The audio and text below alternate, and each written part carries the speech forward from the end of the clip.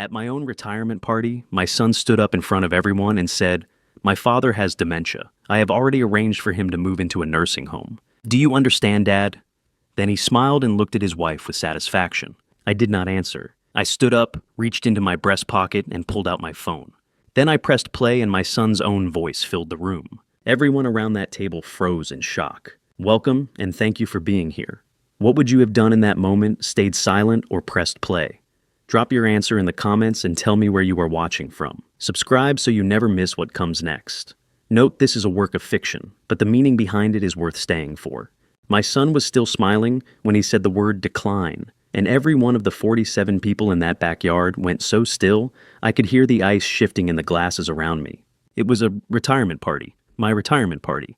Late April, a Saturday. The kind of afternoon Old Hickory Lake produces maybe 6 times a year.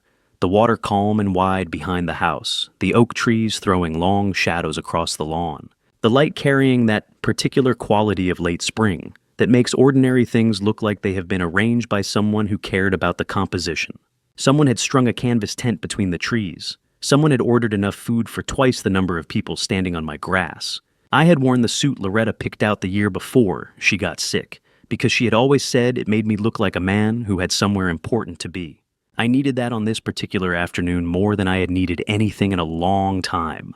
My son stood at the center of that lawn, holding a champagne flute and a speech he had clearly practiced in a mirror. He had his mother's jaw and my height, and he used both of those things the way men do when they want a room to trust them, before they have said anything worth trusting. He started with gratitude. He listed years. He mentioned a bridge I had helped inspect in 1987 that still carries traffic over the Cumberland today. The 47 guests nodded. A few of them lifted their glasses early. 40 years of reading structural stress teaches a man one thing above everything else. The failure is never where you are looking when it starts. The shift happened between one sentence and the next. My son's voice did not rise. It did not shake. It simply changed temperature the way a room changes when someone opens a window in winter and then closes it again before you can be sure it happened. He used the word decline the way a man uses a word he has chosen very carefully and practiced saying until it sounds clinical rather than cruel. He said the family had been concerned for some time. He said I was no longer able to manage the demands of independent living. He said these things in the same measured tone he had used to describe the bridge, as if the bridge and I were the same category of aging infrastructure requiring evaluation. His wife stood beside him. She is a woman who holds her expression the way a person holds a door deliberately, with awareness of exactly how much she is letting through. She was composed now, her hand on my son's arm, and everything about the two of them together in that moment looked exactly like a photograph taken for a purpose. Meadowbrook. He had already chosen the name of the place they planned to put me. Meadowbrook Senior Living, by the end of May. Already arranged. He said all of it, standing on my lawn under my oak trees, wearing a shirt I had probably paid for at some point. And the 47 people around him went quiet in the way people go quiet when they are deciding whether what they just heard was real. I watched my daughter from across the yard. She was not surprised. I had known she would not be surprised. Her face held the particular stillness of someone who came to a fire, already knowing it would be set, and who brought something in her bag because of it. My oldest friend was at the front table. I watched his face move through confusion and land somewhere that looked very much like fury, and I was grateful for that, and I stored it away the way I store things I might need later. My son turned and looked directly at me. "Do you understand, Dad?" He actually asked me that in front of 47 people whether I understood. "We just want what is best for you, Dad. You understand, don't you? I have spent 67 years as a man who solves problems before he reacts to them. I spent 31 of those years as a bridge inspector for the state of Tennessee, which is a profession that teaches you above everything else, that the moment of failure is never the moment of surprise. The failure begins long before anyone is watching. What you are witnessing at the end is only the conclusion of a process that started somewhere quiet, somewhere no one thought to look. I had been looking for 6 months. My hand rested on the breast pocket of my jacket. Inside it, a single folded document I had carried there since 7 o'clock that morning. My son was still waiting for his answer. The 47 people were still waiting. The lake behind the house made no sound at all. I did not answer him. Instead, I turned to the 47 people on my lawn, and I told them my name. I am 67 years old. I am a retired bridge inspector for the state of Tennessee. And I would like to tell you something about the morning this party was planned. There is a silence that means people are surprised, and there is a silence that means people are ashamed for you. and every person at that table knew exactly which one this was. I had given them my name, Elwood Vance, 67 years old, retired bridge inspector for the state of Tennessee. I said it the way I used to introduce myself at a job site, not as a greeting, but as a statement of record. The kind of introduction that means, I am here now, I have noted what I found, and we are going to talk about it. A few of the 47 people shifted in their chairs. One woman near the back set her glass down very carefully, as if she suddenly did not trust herself to hold it. Garrett had not moved. He was still standing in the center of the lawn with the champagne flute in his hand, and his expression had done something complicated, not collapsed, not recovered, but rearranged itself into a version of patience that did not reach his eyes. I know that expression. I had been watching it arrange itself across his face for the better part of 6 months. I looked at Deanna first. She was nodding slowly the way a person nods when they have practiced nodding, when the nod is not a response to anything but a performance of one. Her hands were folded at her waist, and her smile had not changed, and that consistency was its own kind of information. A genuine smile changes when the room changes. Deanna's did not change, because it was not connected to anything genuine. I had spent 38 years reading the silence inside concrete, the kind that comes just before a structure tells you it is done holding. I looked at Felix next. Felix Drummond was seated at the front table 3 feet from where I was standing, and he was not looking at Garrett. He had not looked at Garrett once since the word decline had left my son's mouth. He was looking at me with the expression of a man who is giving you room to do what you are about to do. Felix has always understood that the most useful thing a person can do in a crisis is stay out of the way of the person handling it. I had always respected that about him. I respected it especially now. Cora's hands were flat on her knees. Not gripping, not trembling, flat deliberate, the specific stillness of someone who arrived at a place already knowing the weather and dressed accordingly. I did not look at her for long. Looking at Cora too directly in that moment would have told Garrett something I was not ready to tell him yet. The room was still quiet. The lake behind the house had gone silent in the way it does in late afternoon, when the wind drops and the surface flattens to glass. And the combination of that silence and the 47 people in it was the kind of stillness I have only encountered a few times in my professional life, once on a bridge catwalk in Shelby County. 1994, when I found a fracture in a load-bearing cable that no one else had noticed. The supervisor had kept talking. I had stopped moving. The moment I stopped was the moment the room understood something was wrong, even before I said a word. This was the same moment. He had practiced this. My son had stood in front of a mirror and practiced telling people his father was losing his mind. I reached into my breast pocket. Garrett's eyes moved. 1 second, maybe less, a single downward glance before he recovered the patient's expression. But I saw it. I see most things. It is an occupational habit I never managed to set down. I did not take out the document. I took out my phone and set it face up on the table in front of me. A plain screen, nothing visible. Garrett's jaw moved the way jaws move when the owner of the jaw is deciding whether to speak. "Dad, you don't need to," he began. "I know I don't," I said. 2 words. I have thought about those 2 words since, and I believe they were the right 2. Not because they were clever, because they were accurate. I did not need to do anything Garrett had planned for me to do. I had not needed to for quite some time. The problem was that he did not know that yet. You want to know what is on that phone. I know you do. So did Garrett, and that was the whole point. My thumb rested on the screen. 6 months of recordings accumulated the way an engineer accumulates evidence before he writes the report that ends a project patiently without announcement in the order in which things happened. I had not planned to use them today. I had planned to use them in a law office in front of a specific set of people at a time of my choosing. That morning, I had found out what had already been filed against my house. That changed the schedule. I pressed 2 fingers against the edge of the table and held them there, steady. Then I reached back into my pocket and looked at the 47 people still waiting on my lawn. "Before I tell you what happened next," I said, "let me tell you what happened first. A bridge does not fail the day it falls. It fails the day someone ignores the first crack. I want to tell you about the crack. I want to tell you exactly when I heard it and what I did and what I found when I went looking. Then you will understand everything about this afternoon, including why I am the one still standing at the end of it." The morning of the day I ended my son's plans was the quietest morning I can remember, and I had spent 38 years in rooms where the wrong kind of quiet meant something was about to break. I want to tell you about the crack. I promised you the crack. But before I get there, I need to take you back one more stop to the morning of the party itself, because the morning is where the shape of a thing is clearest. After the afternoon, everything becomes about what happened. Before it, you can still see why. I was up at 5:30. Old habit, not intention. I made coffee the way I have made it every morning for the past 4 years. 1 cup black, standing at the kitchen window, looking out at the lake. The party tent had gone up the day before, and I could see it through the glass, a white canvas shape between the oak trees still in the early light. No workers yet, no cars in the driveway. Just the tent and the lake and the sound of nothing, which is its own kind of sound once you learn to hear it. I had already checked the breast pocket twice before I got out of bed. I checked it once more at the kitchen counter, and then I made myself stop checking it.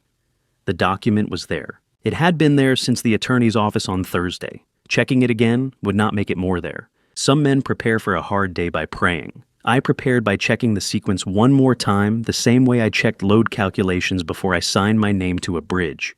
Not because I doubted the numbers, because signing your name to something means you have looked at it with your own eyes in the right order, without skipping anything.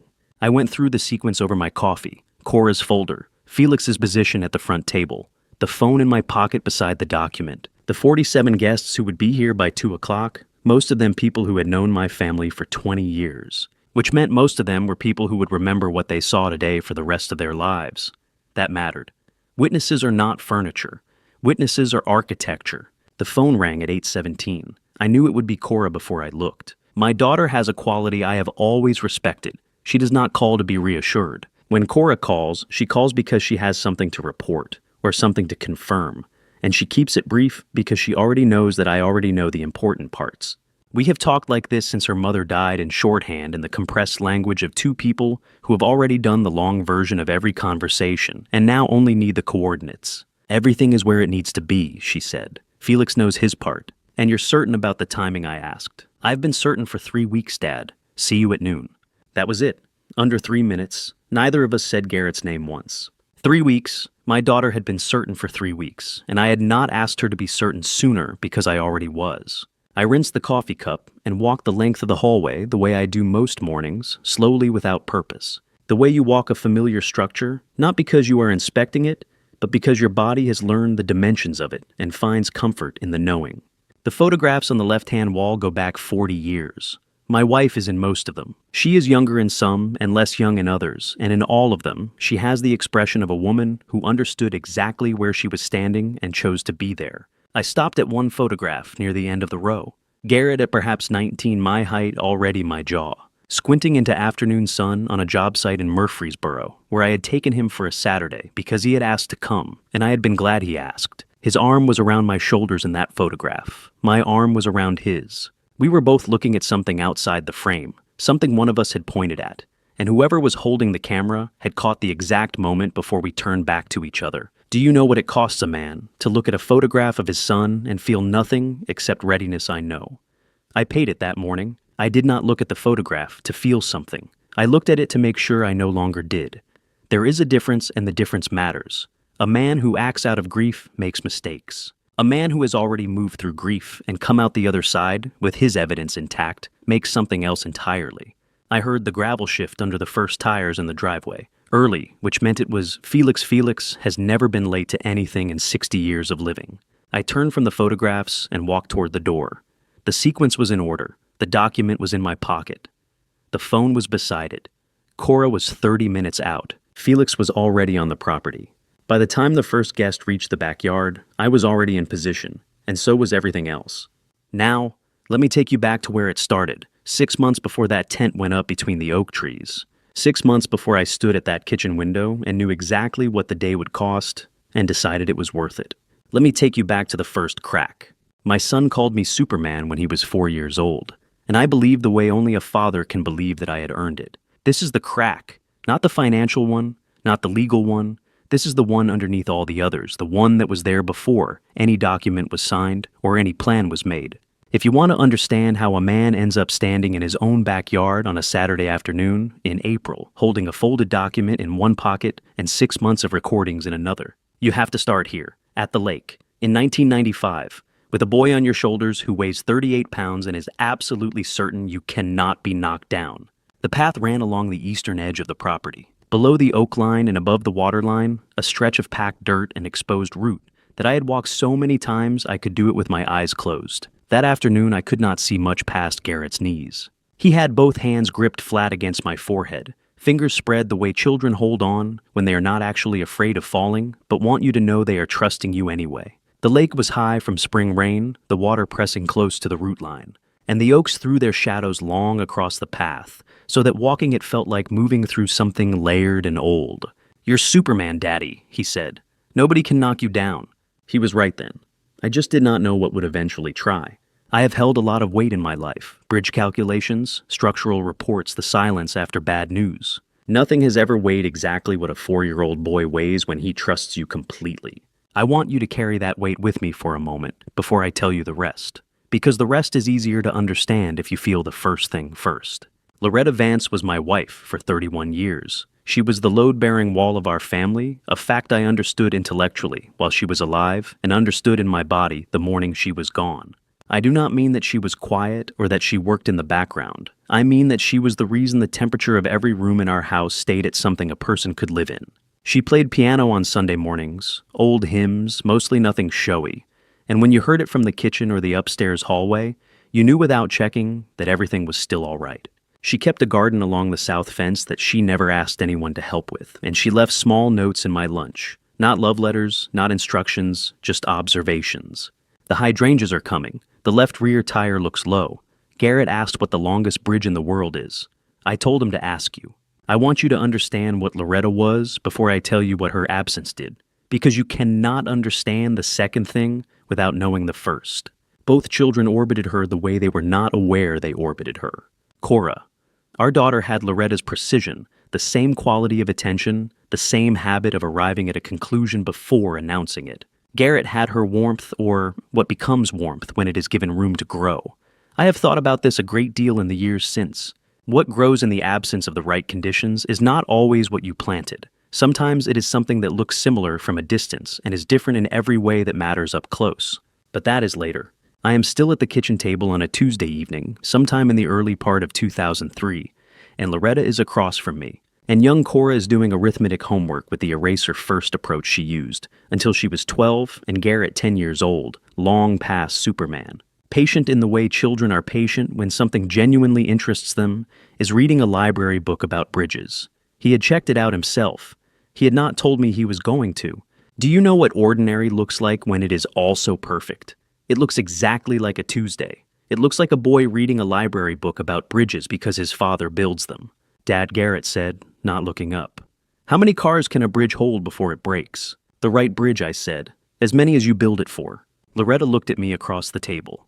"That is the best answer you have ever given," she said quietly, the way she said most things that mattered. The lake was visible through the kitchen window, the same lake, the same window. The food on the table was plain. No one was performing anything for anyone. We were 4 people in a kitchen on an unremarkable evening, and it was enough. More than enough. It was the kind of enough that you do not have a name for while you are inside it. That dinner was in February of 2003. 8 months later, Loretta sat across that same table and told me the doctor had found something. The lake looked exactly the same through the window. Nothing else did. There is a specific kind of morning that changes everything that comes after it, and you only recognize it as such once you are standing on the other side. The appointment was a Tuesday. I remember that specifically because Tuesdays were my short days at the office, the days I was usually home by 4, and I had told Loretta I would drive her. She had said it was not necessary. I had said it was not a question. That was the full negotiation. We drove in, found parking on the first pass, walked into a waiting room with tan carpet and a television mounted too high on the wall, showing a morning program neither of us watched at home. Loretta sat down and opened a paperback she had carried in her coat pocket. She did not read a single page of it. I watched her eyes stay on the same paragraph for 11 minutes before the nurse called her name.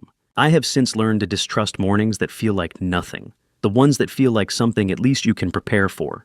It is the ordinary ones that take you. She had already gone once without me. I found that out 3 weeks later. She had already gone and already heard something that required a second look and decided to wait before she told me what she had heard. I have thought about why she did that. I have had 20-some years to think about it. The most honest answer I have arrived at is this: Loretta knew me. She knew that I operate best when I have a complete picture rather than a partial one, and she did not yet have a complete picture. And she was protecting the version of me that would be most useful when the full information arrived. This is not a small thing. This is the kind of consideration that requires a person to manage their own fear alone in the dark for 2 weeks, so that someone else does not have to manage it prematurely. I did not deserve that. I received it anyway. The doctor came in and sat down the way doctors sit when they are about to say something they have said before, not without care, but with a practiced steadiness that tells you the chair and the words have been arranged this way many times. He said there was something he would like to look at more closely. He said a second opinion was always sensible. He used the word, yet nothing to be alarmed about yet, and said they should schedule a follow-up. What do you do with a word like, yet the doctor said, yet nothing to be alarmed about yet, and I have been living inside that word ever since. Loretta asked if Thursday worked for scheduling. The doctor said Thursday worked. She thanked him, closed the paperback that had been open in her lap the entire time, and stood up in the way she stood up from any chair with the specific unhurriedness of a woman who has decided how she is going to move through a room before she moves through it. I followed her out. Neither of us spoke until we reached the parking lot. October in Middle Tennessee has a particular quality of light.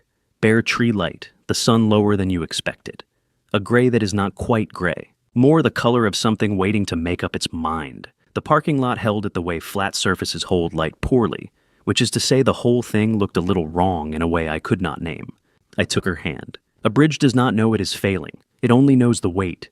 I think about that when I think about Loretta in that parking lot, how much she was already holding that I could not see. She squeezed back, once firm, the kind of pressure that is not affection, but communication, the kind that means I know and I am here and we are going to handle this. She said it was probably nothing. Her voice was the same voice she used for everything steady already, halfway to making peace with whatever came next. We walked to the car. We drove home on the same road we always drove home. No music. After the first few miles, no conversation either. Not because there was nothing to say, but because we were both doing the same quiet calculation and did not need to narrate it to each other. She looked out the window as we came along the lake road.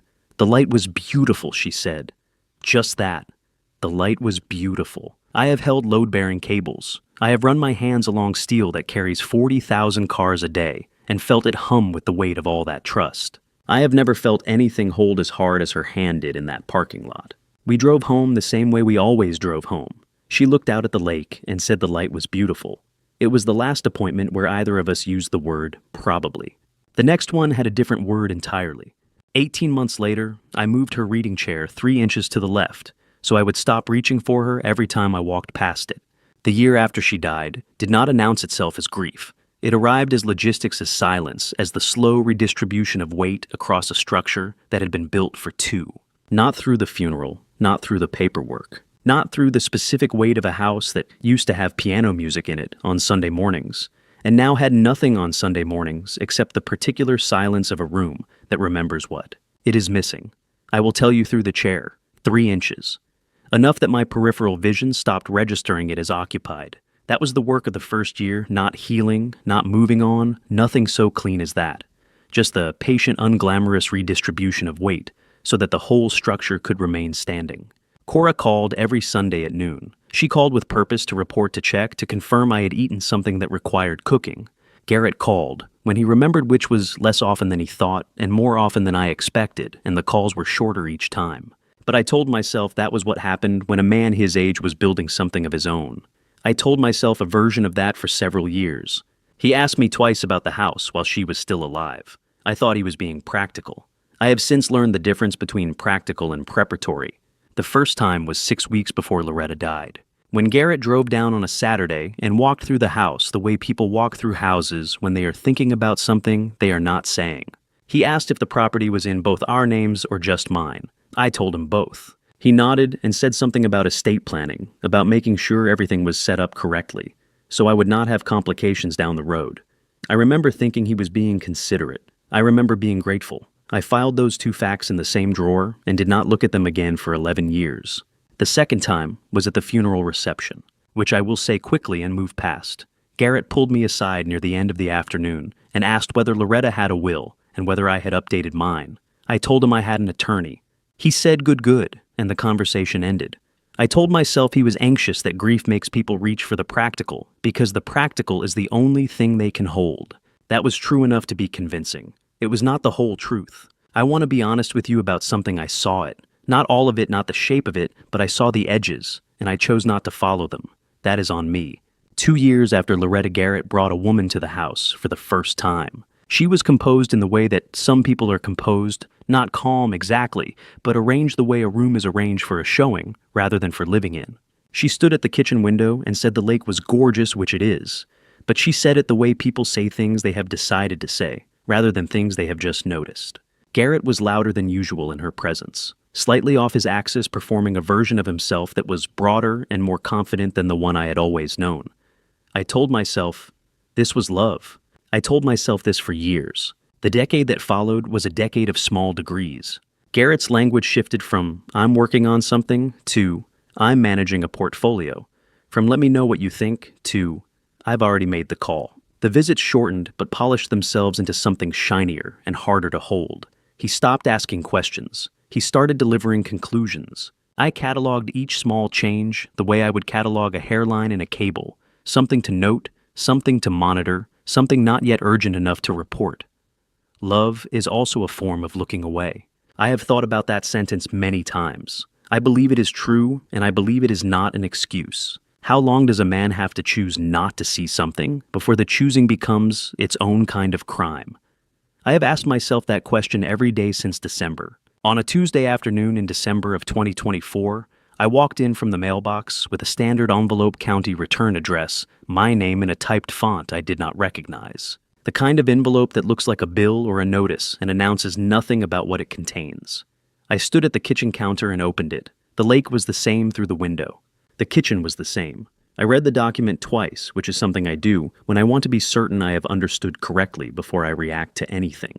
My name was on a document I had never signed in an office I had never visited, against a loan I had never taken out on a house I had spent 30 years paying for. That was the first crack I could no longer walk past. Chapter 3 begins the morning after the morning. I decided I was going to find out exactly how long it had been going on, and exactly how much of my house was already gone. I was not there when it happened. She described it to me later that night, her voice barely above a whisper, and I listened the way I listen to everything that matters without interrupting, without reacting, letting each detail land in the right order before I moved to the next one.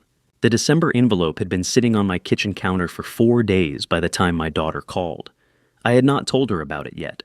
I was still running the sequence, still checking what I knew against what I could prove before I said anything to anyone. And then my phone rang at 9:47 on Christmas night, and the moment I heard the register she was using, I understood that whatever she had seen had moved ahead of my sequence on its own. She had arrived at the house early that afternoon. That part was deliberate. She wanted time before the others settled in, and she came through the side door the way she has done since she was 12, walking toward the kitchen, because that is where I am most mornings, and she expected to find me there. I was not there. What she found instead was my son's wife standing at the counter with her back turned. A small container sat beside a short glass of something clear. The container was not large. It was the kind that does not announce what it holds. My son's wife turned around in the time it takes a person who has practiced turning around quickly to do it. Her hands were already empty before she was fully facing my daughter. Whatever had been on the counter was gone. She looked at my daughter the way someone looks at an interruption they were prepared for, not startled, not embarrassed, simply recalibrated. She said she had not heard her come in. She asked if she could get her something. Her voice carried no particular weight in either direction. My daughter said yes.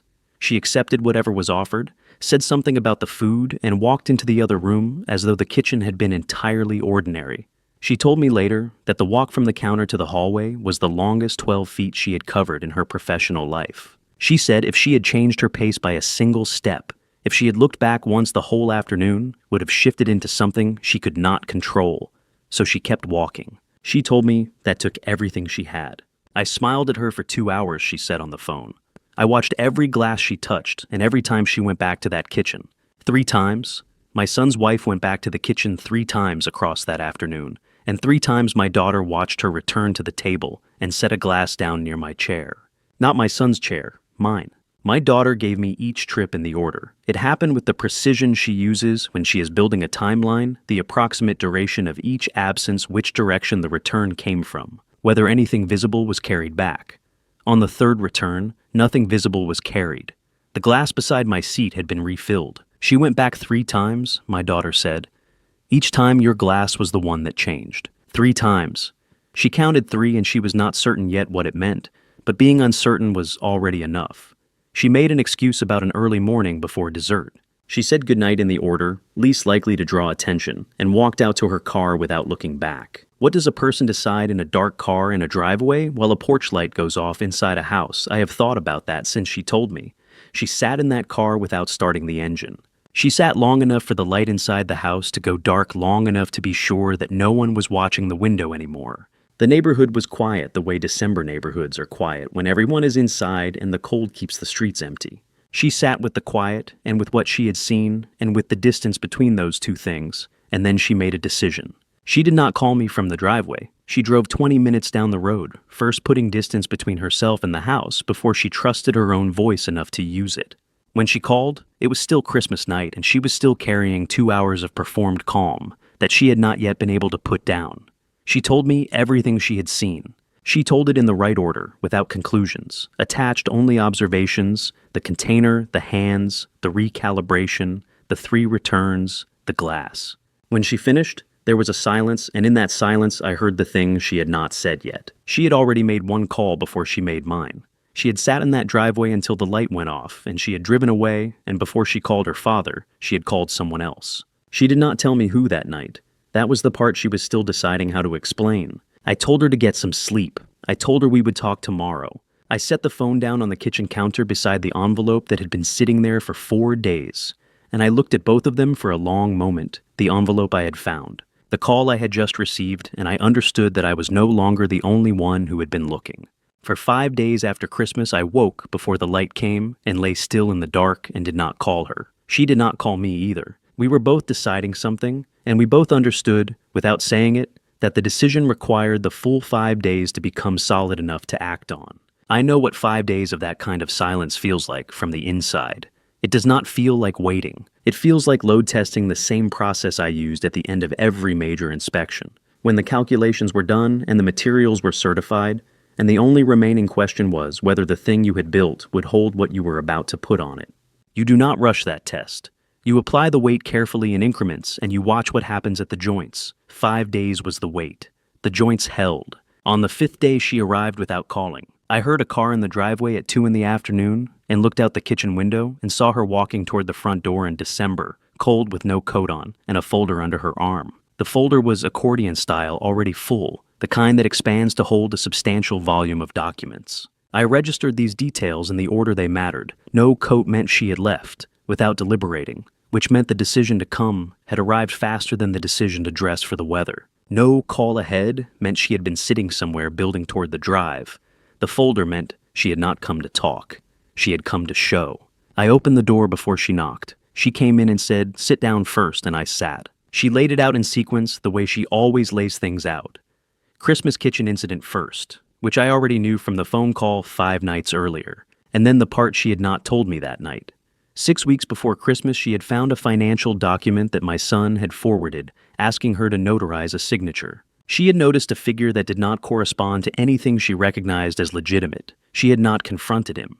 Instead, she had called an old colleague of mine, a man she trusted, a man who knew how to look at numbers without disturbing the thing he was looking at. She had asked him to look quietly, and he had been looking for 3 weeks before Christmas. And she had been sitting with what he was finding for 3 weeks before she sat across from me at this table. I called him the night of Christmas, she said, but he had already started 3 weeks before that.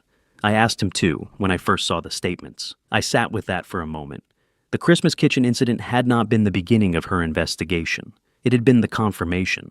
My daughter had been building something against her brother for a month before the container on the counter, and she had done it correctly, and she had done it alone. And she had not told me because she was not yet certain enough to hand me something incomplete.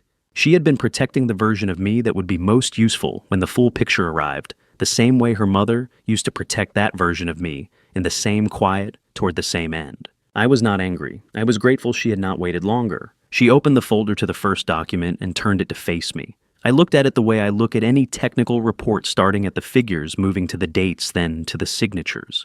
I asked her how many documents had been compiled. She said enough to establish a pattern. I asked whether any of them had passed through my son's office in a way that would allow his attorney to argue the chain of evidence had been touched. She said no. The colleague she had called had been careful about that from the first day. "That is exactly what he asked first too," she said quietly. "Good," I said. That meant we were thinking correctly, which meant we had a chance. She had been doing this for a month. My daughter had been carrying this for a month alone, in the same silence I had been carrying the envelope on my counter, and neither of us had known the other was already moving.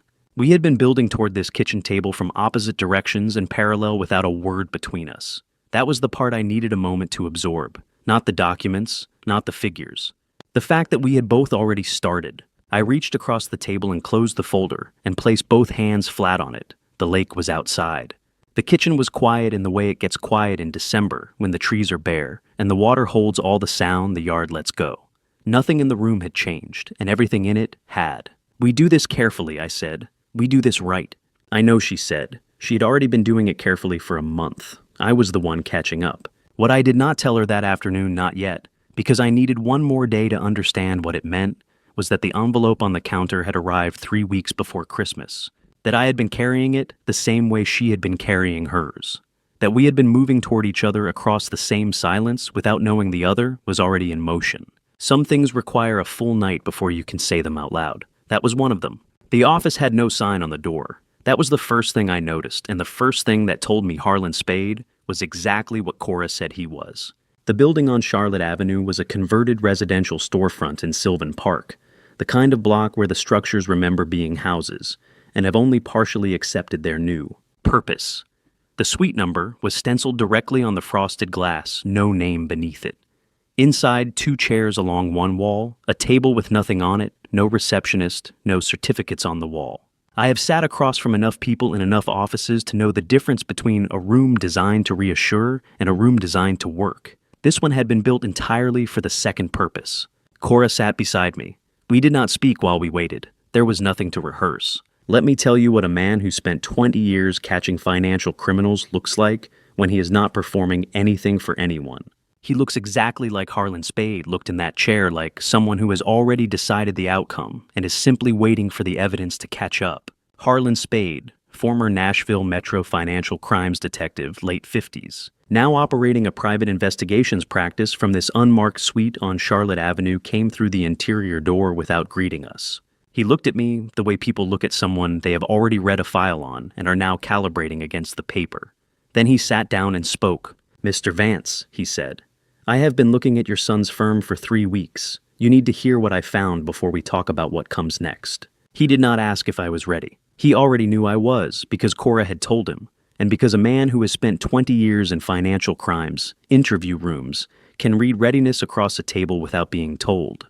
He opened a folder of his own, thinner than Cora's, but organized with the specific economy of a man who does not include anything that does not carry weight. He walked me through it in sequence. The county line notice I already had, a $650,000 home equity line of credit, filed against the old Hickory Lake property bearing my forged signature. Confirmed forgery, the signature had been cross-referenced against 4 authenticated samples from documents I had signed in the past decade.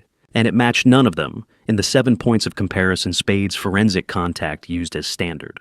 That was the one I knew about. There are 2 others, Spade said. Smaller, but they were filed first. This has been running for at least 18 months. 18 months. The first instrument was filed 18 months ago. I did the math without meaning to.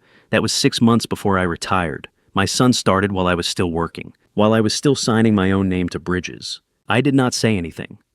I looked at the documents he had placed in front of me, and I read them the way I read structural reports figures first, then dates, then the signature line that was not mine. Cora's hand was on the table beside mine, and neither of us moved. Spade outlined what would be required to build a legally viable case, authenticated evidence chain, forensic certification of the forgeries, and the part that landed differently than the rest, no premature confrontation.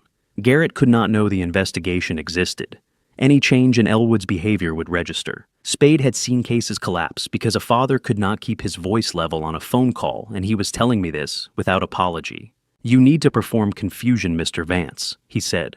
"Not anger, not suspicion, confusion. An old man who does not quite follow the paperwork. Can you do that?" He said old man without hesitation. I respected him for it. I told him I could do it. I said it the way I say most things I am not entirely certain of flatly without elaboration, which is the register a person uses when they intend to make the uncertainty true through repetition. Can a man who has spent his entire career being precise about things deliberately produce imprecision on command, in front of the person who is counting on him to fail, Can you sit across from someone who has stolen from you and let your face say you do not know?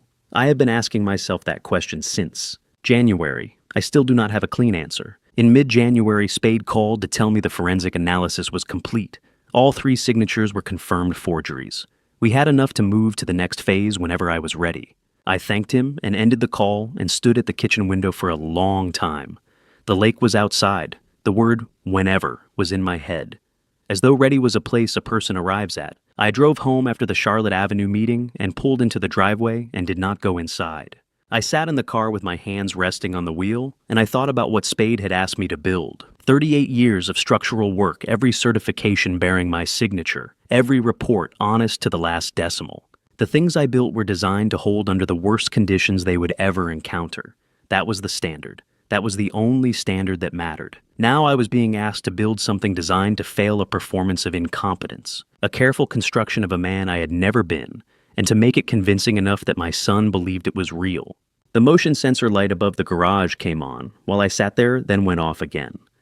I had built 38 years of things meant to hold. Chapter 4 begins the first time I tried to build something meant to break. The first time I let my son believe I was losing my mind, I was thinking about load-bearing tolerances and watching Deanna watch me. I had driven to the dinner, saying the word to myself the whole way there. Not grief, not anger, confusion. Harlan Spade had been precise about it, and I had learned over 38 years that when a precise person gives you precise instructions, the worst thing you can do is interpret them. So I said the word, confusion. I said it until it stopped feeling like a direction and started feeling like a temperature, something I could lower myself into by degrees. The way a structure lowers its own internal stress when the load shifts slowly enough. The table was set for 3. Garrett had made something with chicken, which he does when he wants the evening to feel domestic and considered. Deanna had brought flowers and set them in the center of the table, without being asked which she does, when she wants the room to feel like something other than what it is. I noted both things and said nothing about either. I sat down in the chair. I always take the one facing the window, the one with the lake behind everyone else, and I made a private commitment to the version of myself I was about to perform. Producing a wrong answer when you know the right one is not performance. It is a calculation run backward. You start from the result. You need the other person to believe and work your way down to the gesture. The pause. The slight unfocusing of the eyes that makes it land as truth. An actor performs emotion. What Spade asked me to do was perform the absence of precision, which is a different problem entirely, and harder for a man who has never in his professional life let an imprecision stand. It came mid-conversation the way Spade said. It should not at the beginning, not in response to a direct question, but in the middle of a sentence about something ordinary, when no one was specifically watching for it. I let my eyes go slightly unfocused. I produced a small, effortful sound, the kind a person makes when they are reaching for something that should be closer. Then I said, my son's name 1 beat too late. And I told the fellow, I said, I told Garrett. Yes, I told him the same thing. Take your time, Dad. No rush. He said it immediately. Too immediately and too warmly, with the specific cadence of a man who has been waiting for exactly this kind of opening and has the response already in his mouth. No rush. He had practiced that too. I had spent 38 years reading structural materials for signs of internal preparation, and I knew what rehearsed patience sounds like. But it was Deanna I was watching. She took 3 seconds before she offered me another fork. I know because I counted. I count everything. That is the thing my son forgot when he decided to run this particular plan against this particular man. 3 seconds. A person who is surprised by something helps immediately. A person who is waiting to confirm what they suspected waits to be sure of what they saw. Her expression had moved through surprise, and then through something I could only read as assessment, and then in the 3rd second into something quieter and more settled. Satisfaction is the word I landed on driving home. Not pleasure, exactly, something more functional than that. The expression of a person who has been monitoring a situation and has just received the data point they needed. The fork fumble came later and was cleaner than I expected. I had planned it the way I planned everything, with a specific outcome and a specific physical action to produce it. And the execution was, if I am being accurate about it, technically correct. Timed, controlled.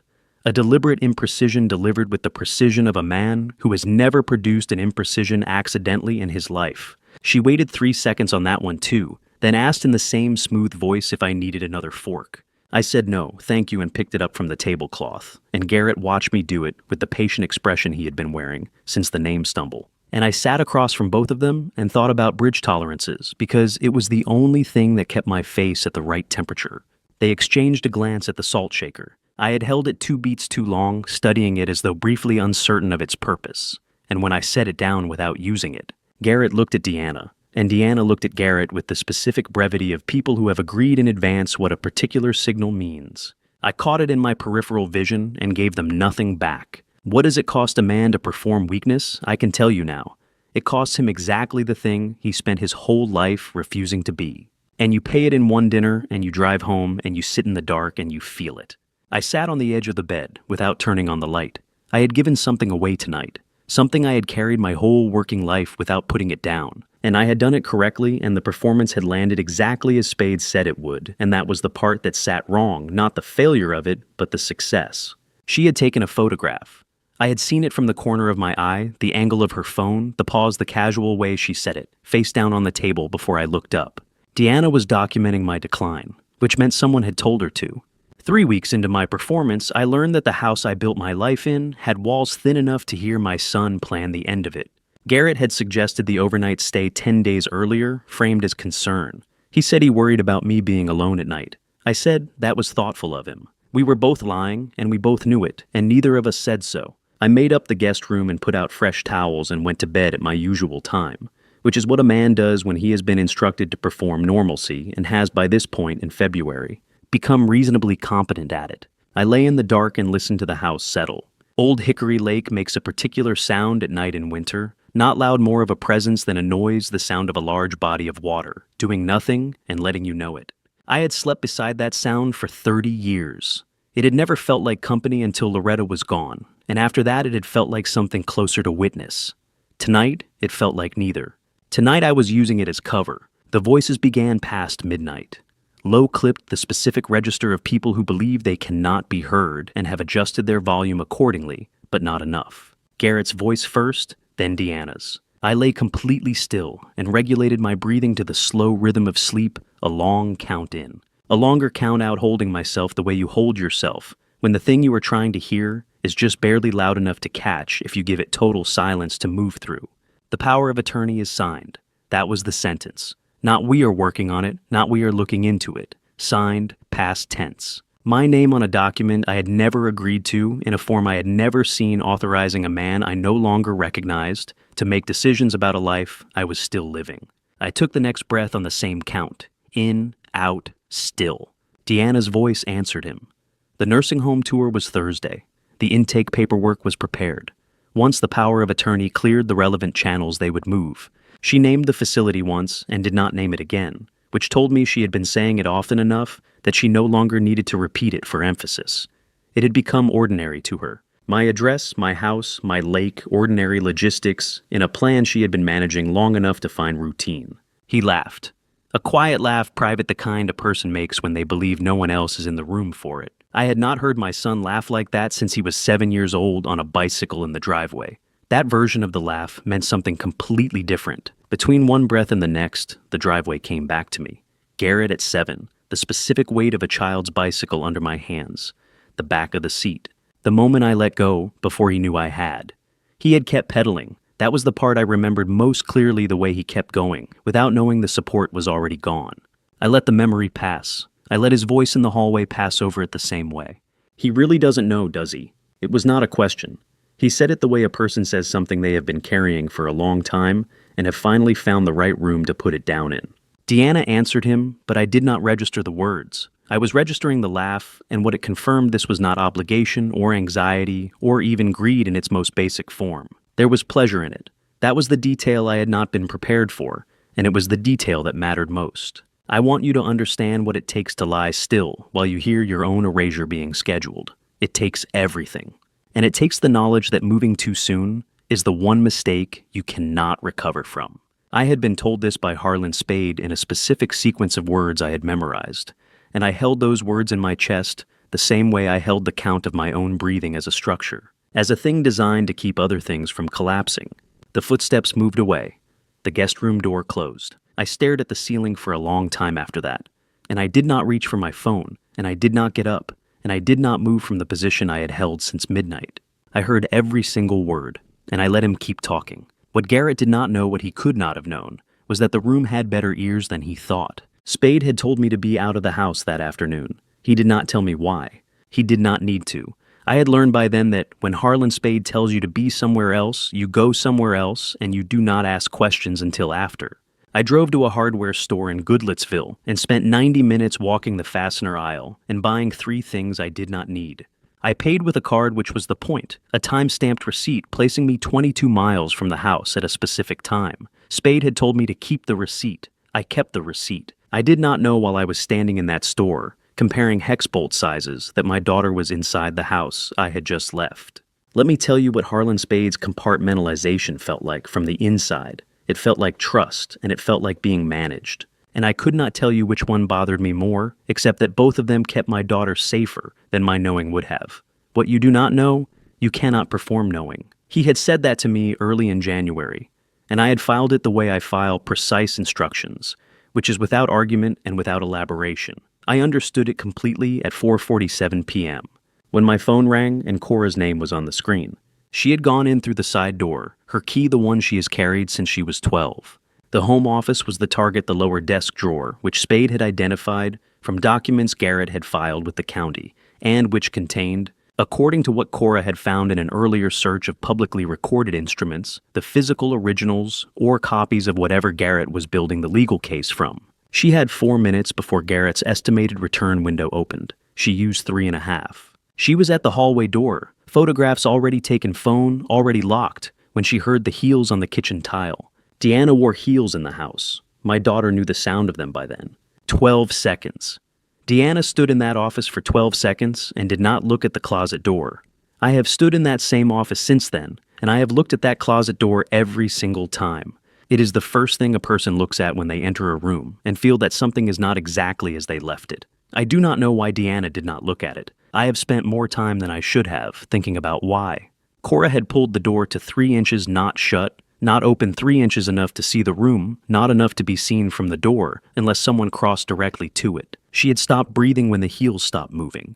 She told me she counted the seconds by feel rather than by number, the way you count when you cannot afford to lose track of what your body is doing. Deanna looked at the desk. Deanna looked at the window. Deanna left. Cora stayed in that closet for 11 minutes after the office door closed. She waited through the sound of footsteps moving through the house, the sound of a cabinet somewhere, and then the sound she had been listening for, the engine in the driveway, tires on gravel, the fade of both down the road. She walked out the same way she came in, locked the side door behind her, and sat in her car at the end of the road for 5 minutes before she drove anywhere. She called me from the car. She said she had gotten everything Spade needed, all of it. She said it the way a person says something when they are still shaking and do not want you to know they are still shaking. I know that register in her voice. I have heard it twice in her life, and I hope I never hear it again. What is 3 feet? 3 feet is nothing. 3 feet is the distance between a closed case and a daughter who never came home from an errand I sent her on. I think about that every time I hear her voice on the phone, and she does not know I am thinking it. I have not forgiven myself for that distance. I do not think I am supposed to. The operation required it, the outcome justified it. Spade designed it correctly. All of that is true. And none of it touches the part of me that knows I put my daughter in a closet 12 seconds from being found. That is not strategy. That is the cost of it. Those are different things, and a man who has spent his life being precise about structural loads does not get to confuse them. My daughter had been 3 feet from being discovered, 3 feet from losing everything we had built together. Spade called me 2 days after Cora sent him the photographs. He said the documents confirmed everything we had suspected, and one thing we had not. There was a third name on the amendment. Someone outside this family had been helping my son for a long time. Harlan Spade did not ask how we were doing when we sat down. He opened the folder and put the first document on the table, and the room became a different kind of room. Same 2 chairs, same unmarked walls, same frosted glass suite number visible through the interior window. Everything in that office was identical to the first time I had sat in it, except that the first time I had come with suspicion. And this time I had come with a daughter and a closed case, and whatever composure I had left after 6 weeks of performing a man, I was not. Spade placed the documents in sequence. He named each one before setting it down, the way an engineer reads load figures into a record flat, precise, no editorializing. The lab confirmation first. He said the words cognitive impairing compound and consistent with long-term low-dose administration, and moved to the next item without pausing for what those words would do to the room. I watched the document land on the table. I read the words. And then I sat with two of them long-term for the remainder of the presentation while he kept talking. Long-term. He said long-term low-dose administration. That means it had been happening for months before Christmas. That means every dinner, every phone call, every visit where I felt slightly slower than I should have felt, it was not age. It was deliberate. The second document was the lab report source disclosure, a glass taken from the house during the January visit, chain of custody clean, taken by Cora without telling me, and submitted to the laboratory Spade used for forensic toxicology before she had ever described the kitchen counter to her father. I looked at my daughter. She did not look back at me. She was watching the table the way she watches things, when she has already decided how she feels about them, and does not need to perform the feeling. She had taken a glass from the kitchen in January. She had suspected what was in it before she had told me what she had seen. She had been protecting me from knowing I needed protecting the same way her mother used to do it, in the same silence toward the same end. I did not say anything. Spade was already placing the third document, the HELOC instrument. $650,000 secured against the old Hickory Lake property. Forged signature verified across 4 authenticated samples. Social Security number used without authorization. Filed in Davidson County 18 months prior. He set 2 additional documents beside it, a $47,000 instrument and a $93,000 instrument, both filed before the HELOC. Both using the same forged signature variant, both bearing my Social Security number. $790,000. I thought about the bridge I certified in 1987, the one near Brentwood on Highway 65. It cost less than that to build. It is still standing. My son spent more than that dismantling me. Total fraudulent exposure across all 3 instruments, $790,000, all secured against the lake house, all bearing my name, none of them mine. Before I tell you what Spade placed on the table next, if this account has meant something to you, if you have sat in a room where someone laid out the arithmetic of a betrayal you did not see coming, drop one word in the comments that describes what you are feeling right now. Just one word. And please note, the next part includes details reconstructed for clarity and emotional accuracy. What I want you to carry forward is the truth behind them, not the precise sequence. The final document was the POA amendment. Spade set it down without commentary and let me read the third signature line myself. A licensed notary, a name I did not recognize, a disciplinary record for prior document fraud, currently employed inside a firm with 2 years of existing business ties to my son's investment practice. I did not recognize the name. I had never heard it. That was the most frightening thing Spade said all morning. Not the compound, not the number, but the name of a stranger who had been inside my life long enough to sign his name to the end of it. I want to tell you what it feels like when your daughter puts her hand over yours in a room where everything has just been confirmed. It feels like the one thing in the folder that cannot be forged. Spade closed the folder. The room went quiet in the way rooms go quiet when something is complete rather than when something is merely finished. Cora reached across the table and placed her hand over mine. She did not squeeze it. She did not say anything. She simply placed it there flat and steady, the way a person places a hand when they are not performing comfort, but providing it. She did not ask if I needed it. She simply placed her hand over mine and left it there. And that was the first time in 4 years that kind of steadiness had come from outside myself. I looked at Spade. He waited. "Thank you," I said. Nothing more. There was nothing more to say in that room. Everything that needed to be said was in the folder, and the folder was closed. Spade told us what came next. The Tennessee Bureau of Investigation maintained a financial crimes unit that handled cases of coordinated elder fraud, forged instruments, identity exploitation, POA abuse. He had already made a preliminary call. They were expecting to hear from us. My son arrived with a folder 3 days after I sat in Harlan Spade's office and heard everything, and I answered the door with a confused smile because that is what the plan required, and because I had been practicing it for 6 weeks. The folder was Manila standard weight, the kind a person buys in bulk from an office supply store. Garrett held it the way a man holds something he wants to appear casual about. I noticed the slight curl of his fingers along the bottom edge. I have read enough structural drawings to know when a man is gripping something harder than he intends to show. He said it was future care planning. He said it was standard stuff. He said it would make sure everything was in order while things were a little uncertain. That was the phrase he used, a little uncertain, and I turned it over in my mind the way I would turn over a load calculation that did not quite balance. A little uncertain.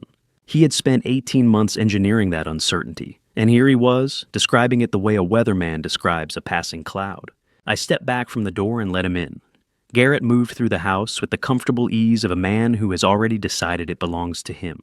I watched the way his eyes moved across the room, not the eyes of a son checking on a father, but the eyes of someone conducting a quiet inventory. I have seen that look before on job sites when a contractor walks a property he expects to acquire. I said nothing. I offered him a seat and took my own, and I folded my hands in my lap the way a man does when he is not sure what to do with them. There is a register a person uses when they have practiced sounding reasonable. It has the shape of patience and the texture of care, and if you are not listening for the thing underneath it, it passes for something genuine. Deanna did not sit. She positioned herself at the kitchen doorway with her arms loosely crossed and her phone held in her right hand, not raised, not put away. She had chosen her angle with the same precision I once used to calculate sightlines on bridge inspections. She could see the documents, she could see my hands, and she could see Garrett's face without appearing to watch any of them. I noted her posture, witness stance, the body language of a person ensuring a transaction reaches completion. She had been in that doorway before on other visits, but never quite like this. This was a different kind of stillness. Garrett walked me through each page. He used the word protective 4 times. He used the word simple 3 times. Every sentence he offered had a second sentence underneath it that he did not say aloud. And I heard both versions simultaneously, the one meant for a confused old man and the one that meant something else entirely. Future care meant asset transfer. Your protection meant his protection. Just a formality meant the last instrument needed. I let him finish every sentence before I responded. I asked him to explain things twice, sometimes 3 times, and each time he did, his voice remained steady and warm, and I cataloged the effort that steadiness required. Do you know how much discipline it takes to make your hand tremble on command? The same discipline it takes to hold it still. The difference is direction. Controlled stillness and controlled trembling use the same muscle. The difference is only in which direction you apply the discipline. When Garrett placed the signature page in front of me, I picked up the pen with a deliberate tremor, a controlled, sustained tremor executed with the same precision I once used to draw load-bearing specifications by hand. I asked him which line. He pointed. I asked again. He pointed again, and in the space between my first question and my second, I saw it 1 second. A tightening along his jaw, a micro-correction in posture. Gone before Deanna could register it from the doorway.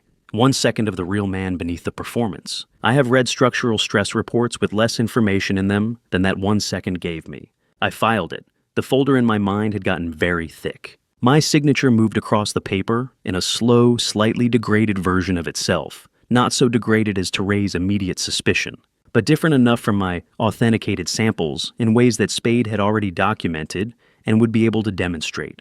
I was not just signing a document, I was manufacturing a comparison. The pen felt heavier than it should have. That was not performance. That was simply what it feels like to do something that will matter later in a room full of people who do not know it will matter. He said, "That's everything." He took the folder and he said, "That's everything." And he was right, it was everything. It was the last thing he would ever take from me. He just did not know that yet. Garrett left with the folder under his arm and a warmth in his voice that I recognize now as rehearsed relief. 6 weeks. The party was already planned. What he did not know was that I had planned it longer than he had. The trap he believed he was closing had been built around him from the inside, and it would hold the same way everything I ever built held, because I had checked every load, every joint, every point of failure before I ever let anyone walk across it. The suit had been in the closet for 4 years. I had not touched it since the funeral. I put it on the morning of the party because Loretta had chosen it, and because I wanted her in the room for what was about to happen. It was heavier than I remembered. Fabric does that when it has been folded, and still for a long time it holds its shape but settles into itself. The way a room settles when no one has been living in it, and then someone opens the windows again. I lifted the jacket from the hanger and shook it once gently, the way you handle something that has been waiting. The lapels carried a faint sheen at the edges from the last dry cleaning she had taken it in for, sometime in the spring before everything changed. She had held it up in the store and looked at me across the rack and said it made me look like a man who had somewhere important to be. I had worn it to dinner that night and then hung it back and not touched it again until the morning she was buried, and not again until now.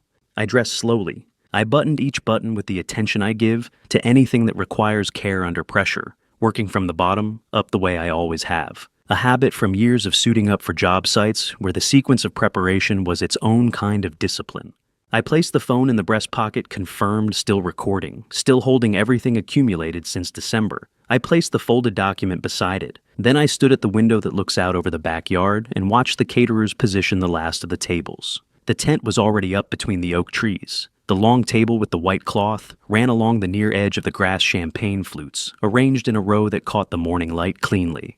2 caterers moved folding chairs into position along the perimeter, working without conversation, the efficiency of people who have done this exact thing many times before. The lake beyond the yard was still and wide, the far bank just visible through the tree line. Everything at that hour carrying the unhurried quality of a morning that does not yet know what the afternoon will ask of it. I want to tell you something about wearing a dead woman's choice on the day you have been building toward for 6 months. It is not grief exactly. It is closer to carrying a tool she selected for a job she knew you would eventually have to do, and trusting that she measured you correctly when she chose it. I did not feel her absence that morning, the way I usually feel it.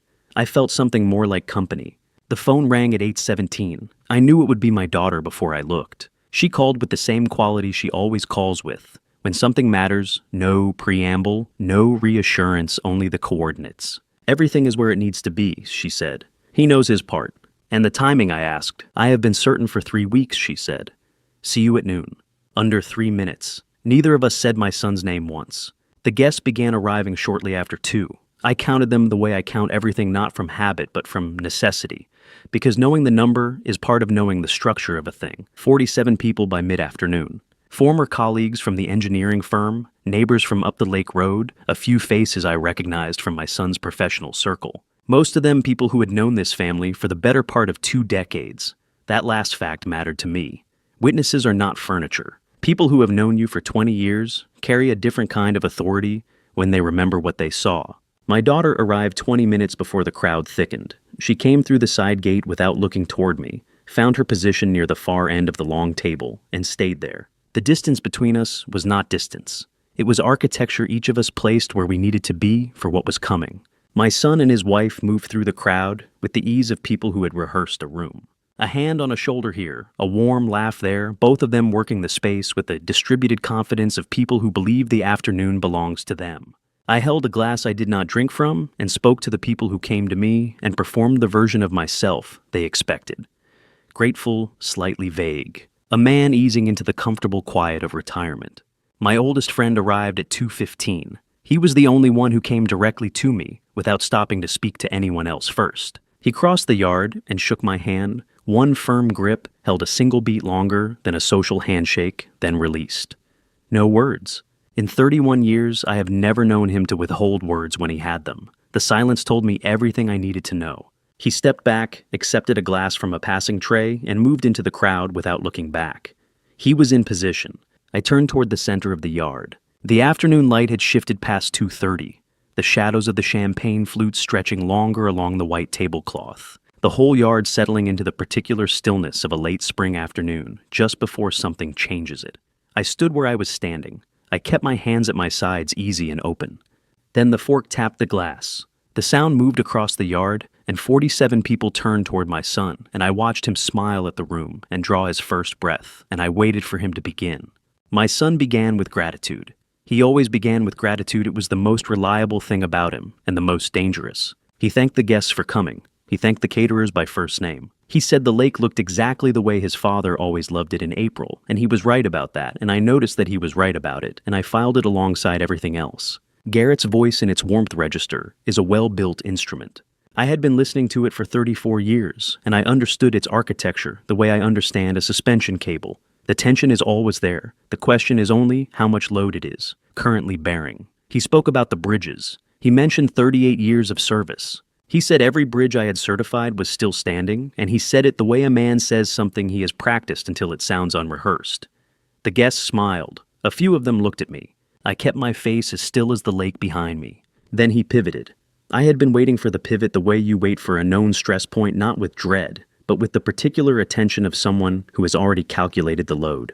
He said the word family. He said the word together. He said we have made a decision, and I noted the plural we, the collaborative framing of a thing that had never been discussed with me at all. He said I had been having some difficulty lately. He said the family wanted to make sure I was cared for. He named the facility. He gave the address. He described it as a place with good light and good people. And I sat at my table and I translated every sentence the way I had been translating every sentence for 6 months. And what he was saying underneath the words he was saying was, "This man is finished and we have arranged the room where he will finish."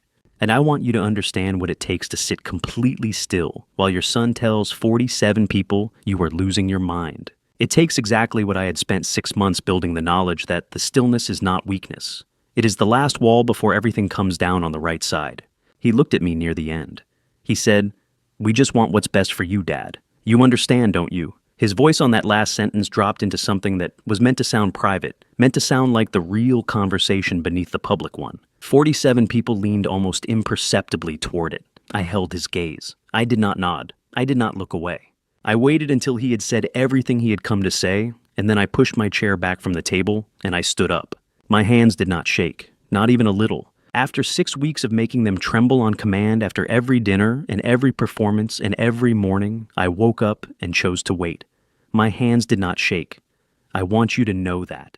I spoke first about bridges because that is where the truth was. I told them what it means to certify a structure, that you are putting your name on a calculation, that the calculation will bear weight, that people will walk across what you have signed without knowing your name or thinking about the math that holds them up.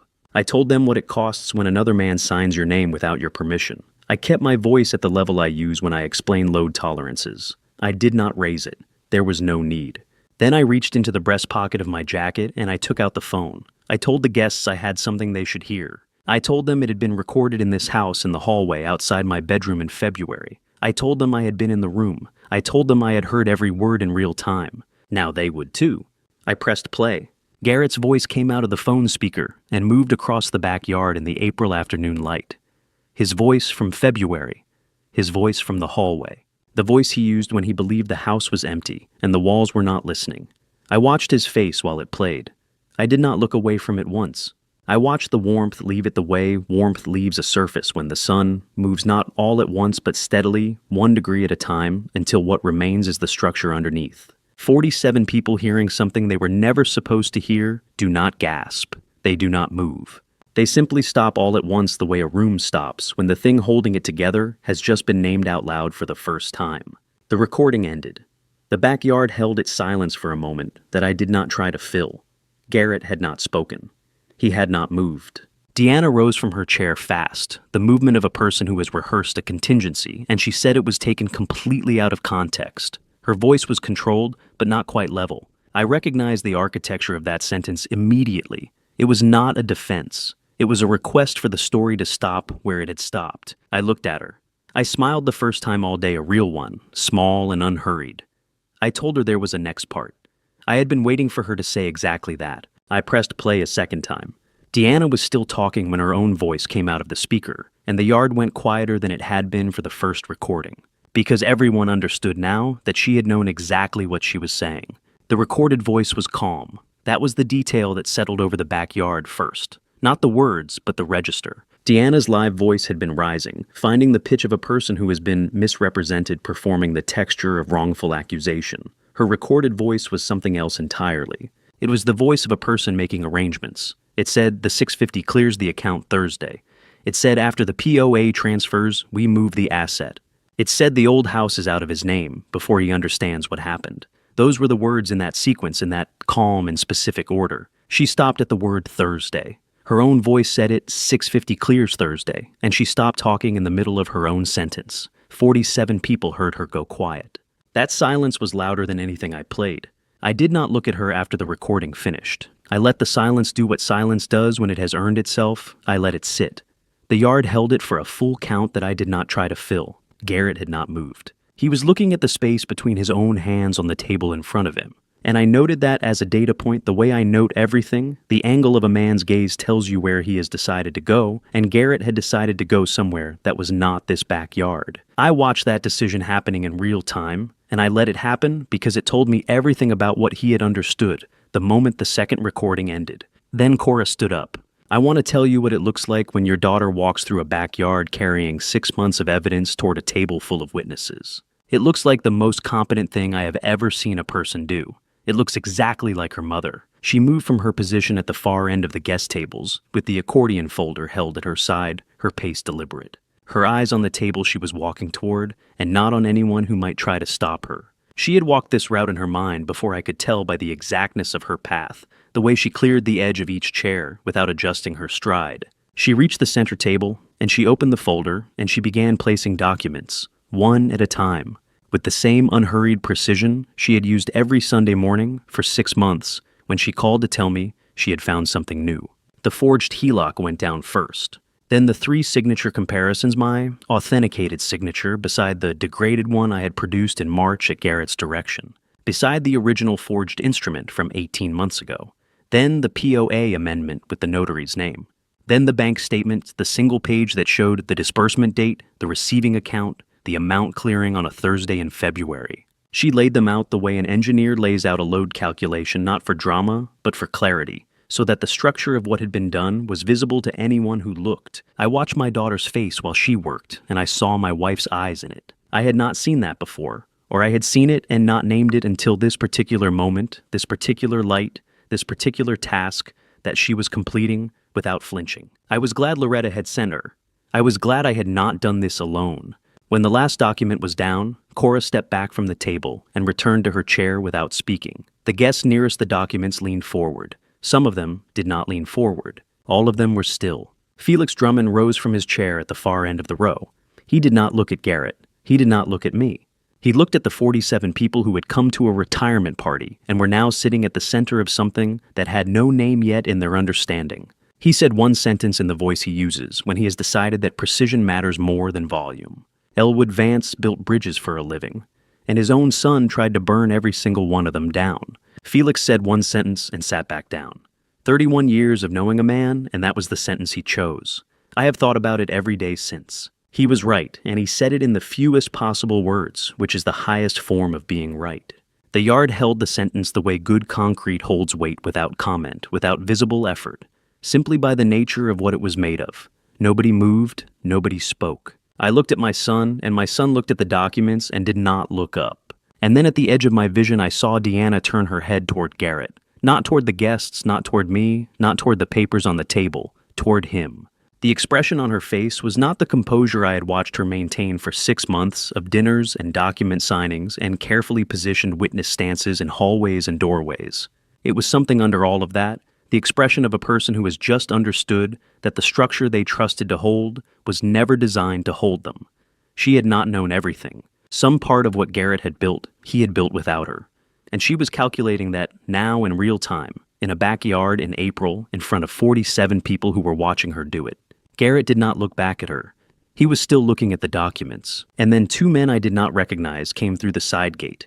Deanna turned to Garrett before the officers had fully cleared the gate, and I understood watching her that whatever they had built together had always had a load limit, and they had just reached it. She said 4 words. This was your idea. She did not raise her voice.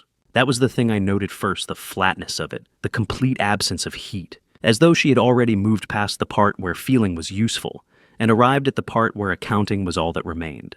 Garrett answered her in the same register, low and controlled, and said she had known about the account.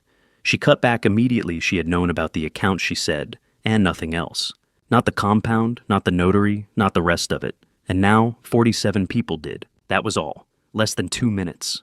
The exchange had the specific ugly compactness of something failing at a joint, not a collapse, not a drama. Just the sound of 2 people discovering at the same moment that the arrangement between them had never been what either of them believed it was. I watched it, and I felt nothing I would call satisfaction. I filed it the way I file everything. Let me tell you something about watching 2 people you once sat at a dinner table with turn on each other in a backyard in front of 47 witnesses. It is not satisfying. It is only very, very quiet, the specific quiet of a thing that was always going to end this way. The officers came through the side gate 4 abreast, unhurried credentials on lanyards at their chests, 4 TBI financial crimes officers in plain dress, moving with a particular calm of people who know the arrest has already been earned and see no reason to announce what has already been decided. No sirens, no lights. Harlan Spade had been very specific about that when he described the protocol. He said there was no need to perform an arrest that had already been earned. I had remembered that sentence the way I remember calculations I have checked twice, not because I doubted it, but because I wanted it exactly right when the moment came. Harlan followed 3 steps behind them, carrying nothing. Wearing the same expression he had worn every time I sat across from him in the Charlotte Avenue office, the expression of a man who has already done the work and is simply present now to confirm it was done correctly. The yard reorganized itself around the officers without anyone being asked to move. 47 people shifted the way a crowd shifts when it understands that what it is watching has changed categories from private to public, from accusation to consequence. The guests nearest the document stepped back. The guests nearest the gate stepped sideways. The path opened the way a path opens when it has to. Elder abuse, criminal administration of a harmful substance, forgery, financial fraud. The lead officer read the charges in an even voice with the backyard for an audience. And each charge landed in the open April air with the weight of a thing that had been true for months and was only now being named in the correct room. 4 charges. My son's name attached to 4 charges in a backyard where a banner still said, "Congratulations, Elwood," in yellow letters above the caterer's table. I noticed the banner. Nobody else seemed to. I watched Garrett's face while the charges were read. He did not move. He did not speak. He looked at the lead officer with the expression of a man who has run a calculation and arrived at a number he was not prepared for, even though the variables had been visible the entire time. Deanna stood 2 feet to his left and did not look at him again.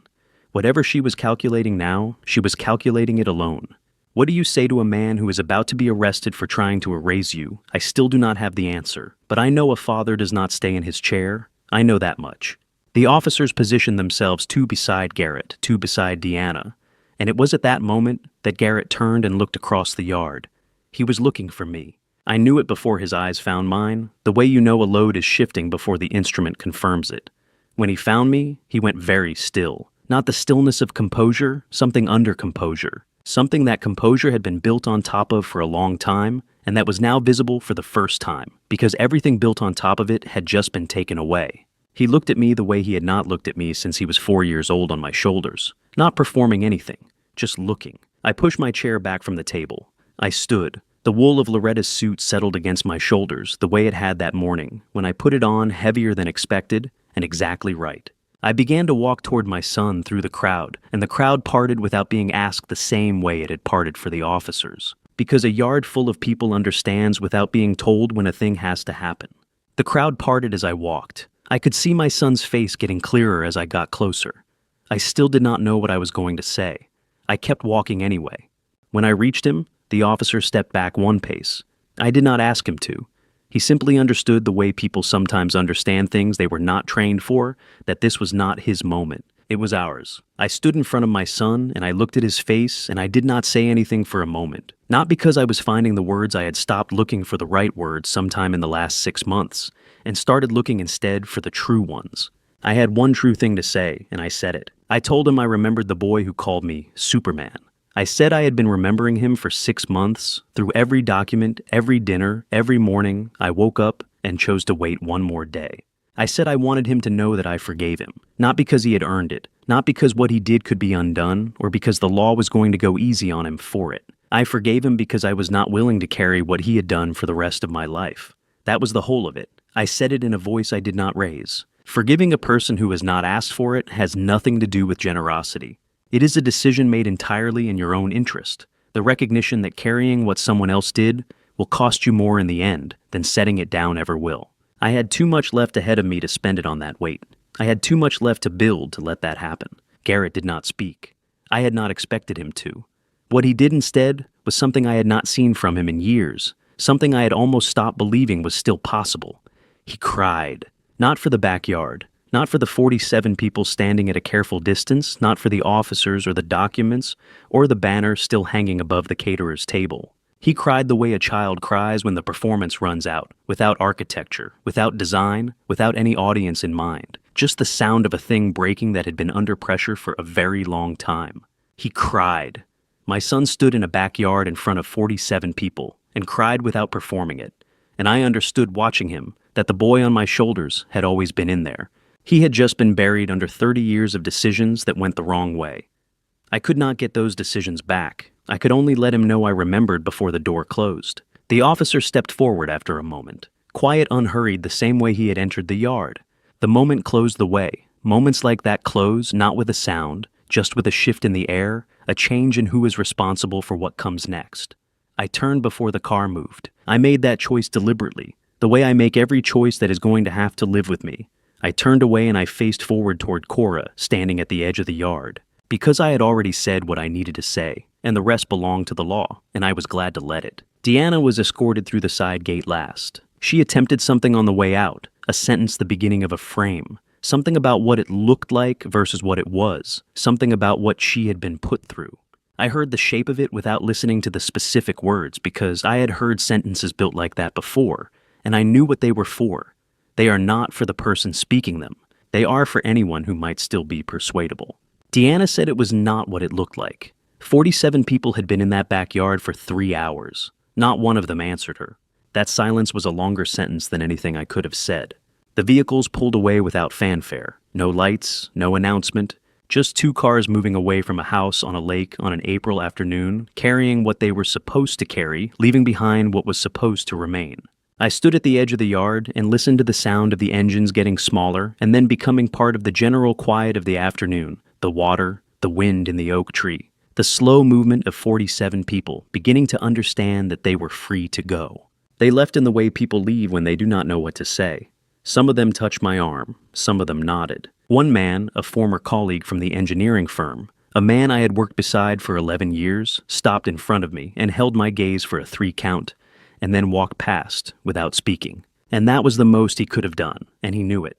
The backyard emptied slowly, and then it was empty. The vehicles had pulled away, and the backyard was very quiet. Cora was standing at the edge of the yard looking at me. I looked back at her. Neither of us spoke yet. There was still the house. They left the way people leave, after something they were not prepared to witness quietly, with a hand on a shoulder, choosing words that did not ask anything of me. The first guest was gone by 4:15. After that, they moved in pairs and small clusters, finding their jackets from the chairs where they had draped them hours earlier, when this had still been a retirement party, and the afternoon had still belonged to a different version of itself. A few of them stopped and said something, the kind of words people reach for when the right words are not available. Words shaped more like presence than statement. I received each one the way I receive most things. I noted it, I held it, I let it settle without trying to name it. One man gripped my hand with both of his and did not say a word at all. That was the one I remembered afterward. The backyard thinned by degrees. The caterers had stopped moving and stood quietly at the far end, waiting for a signal to begin clearing. I thought that was one of the more decent things I witnessed that afternoon, the particular decency of people who understand that some rooms need to empty before they can be put back in order. The tables held the specific evidence of an event that had changed direction, midway through half-empty glasses, a champagne flute still full at the far left end. Chairs that had drifted from their original positions, in the way chairs drift when 47 people spend 3 hours in a yard together and stop thinking about where they are sitting. A full plate of food sat untouched near the center table. Nobody had gone back for seconds. My oldest friend was last. I had known he would be. He crossed from the far edge of the yard, where he had been standing since the vehicles left, and he walked directly to me without stopping, and he put his hand on my shoulder and gripped it once, held it 1 beat longer than necessary, and released. He did not say anything. He had already said the one thing that needed saying, and he understood, as he always has, that everything after that first true sentence belongs to the person who has to carry it. He turned and walked through the side gate without looking back, and I watched him go until he was through it. Then I was alone in the yard for the first time since 7 that morning. I exhaled. Not deliberately, the breath simply came out on its own, the way breath comes when a thing that has been held for a very long time is finally finished being held. The yard was a yard. The tent was still standing between the oak trees. The white tablecloth had a crease down the center where the wind had lifted it once and set it back down wrong. The banner above the caterer's table still said, "Congratulations," Elwood in yellow letters, which struck me as the most honest thing in the yard at that moment, not because it was true in the way it had been intended, but because it was still there, unchanged, belonging to a version of the afternoon that no longer existed and not yet knowing it. I sat down in the chair I had been sitting in when my son began his speech, not because it was the nearest chair, because I wanted to sit in the same place and feel the difference. My daughter appeared at the back door sometime after that. I did not hear her come out. She was simply there the way she is simply there when she has decided to be somewhere without announcement, without performance already present by the time you notice her. She was carrying 2 mugs, and she crossed the yard and handed one to me without asking whether I wanted it. The ceramic was warm in both hands. She sat down in the chair beside mine, and we looked at the yard together in silence at the half-cleared tables and the drifted chairs and the banner still hanging, and neither of us said anything, for a while, because neither of us needed to. The warmth in the mug was the first thing I had felt clearly since the vehicles pulled away. She had cleaned the kitchen while the guests were leaving. I knew this without being told that was where she had gone, when I was standing at the edge of the yard watching people find their cars. And cleaning the kitchen was exactly what she would have done, because she handles things that need handling the same way her mother handled them, without being asked.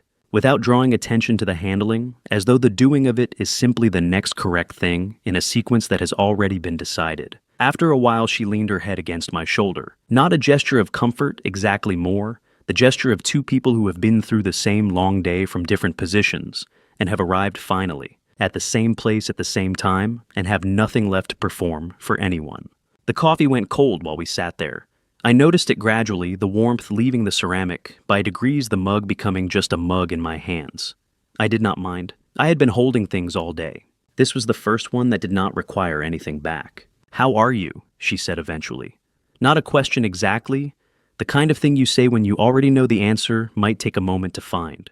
I thought about the answer I had been giving for 4 years. I am fine.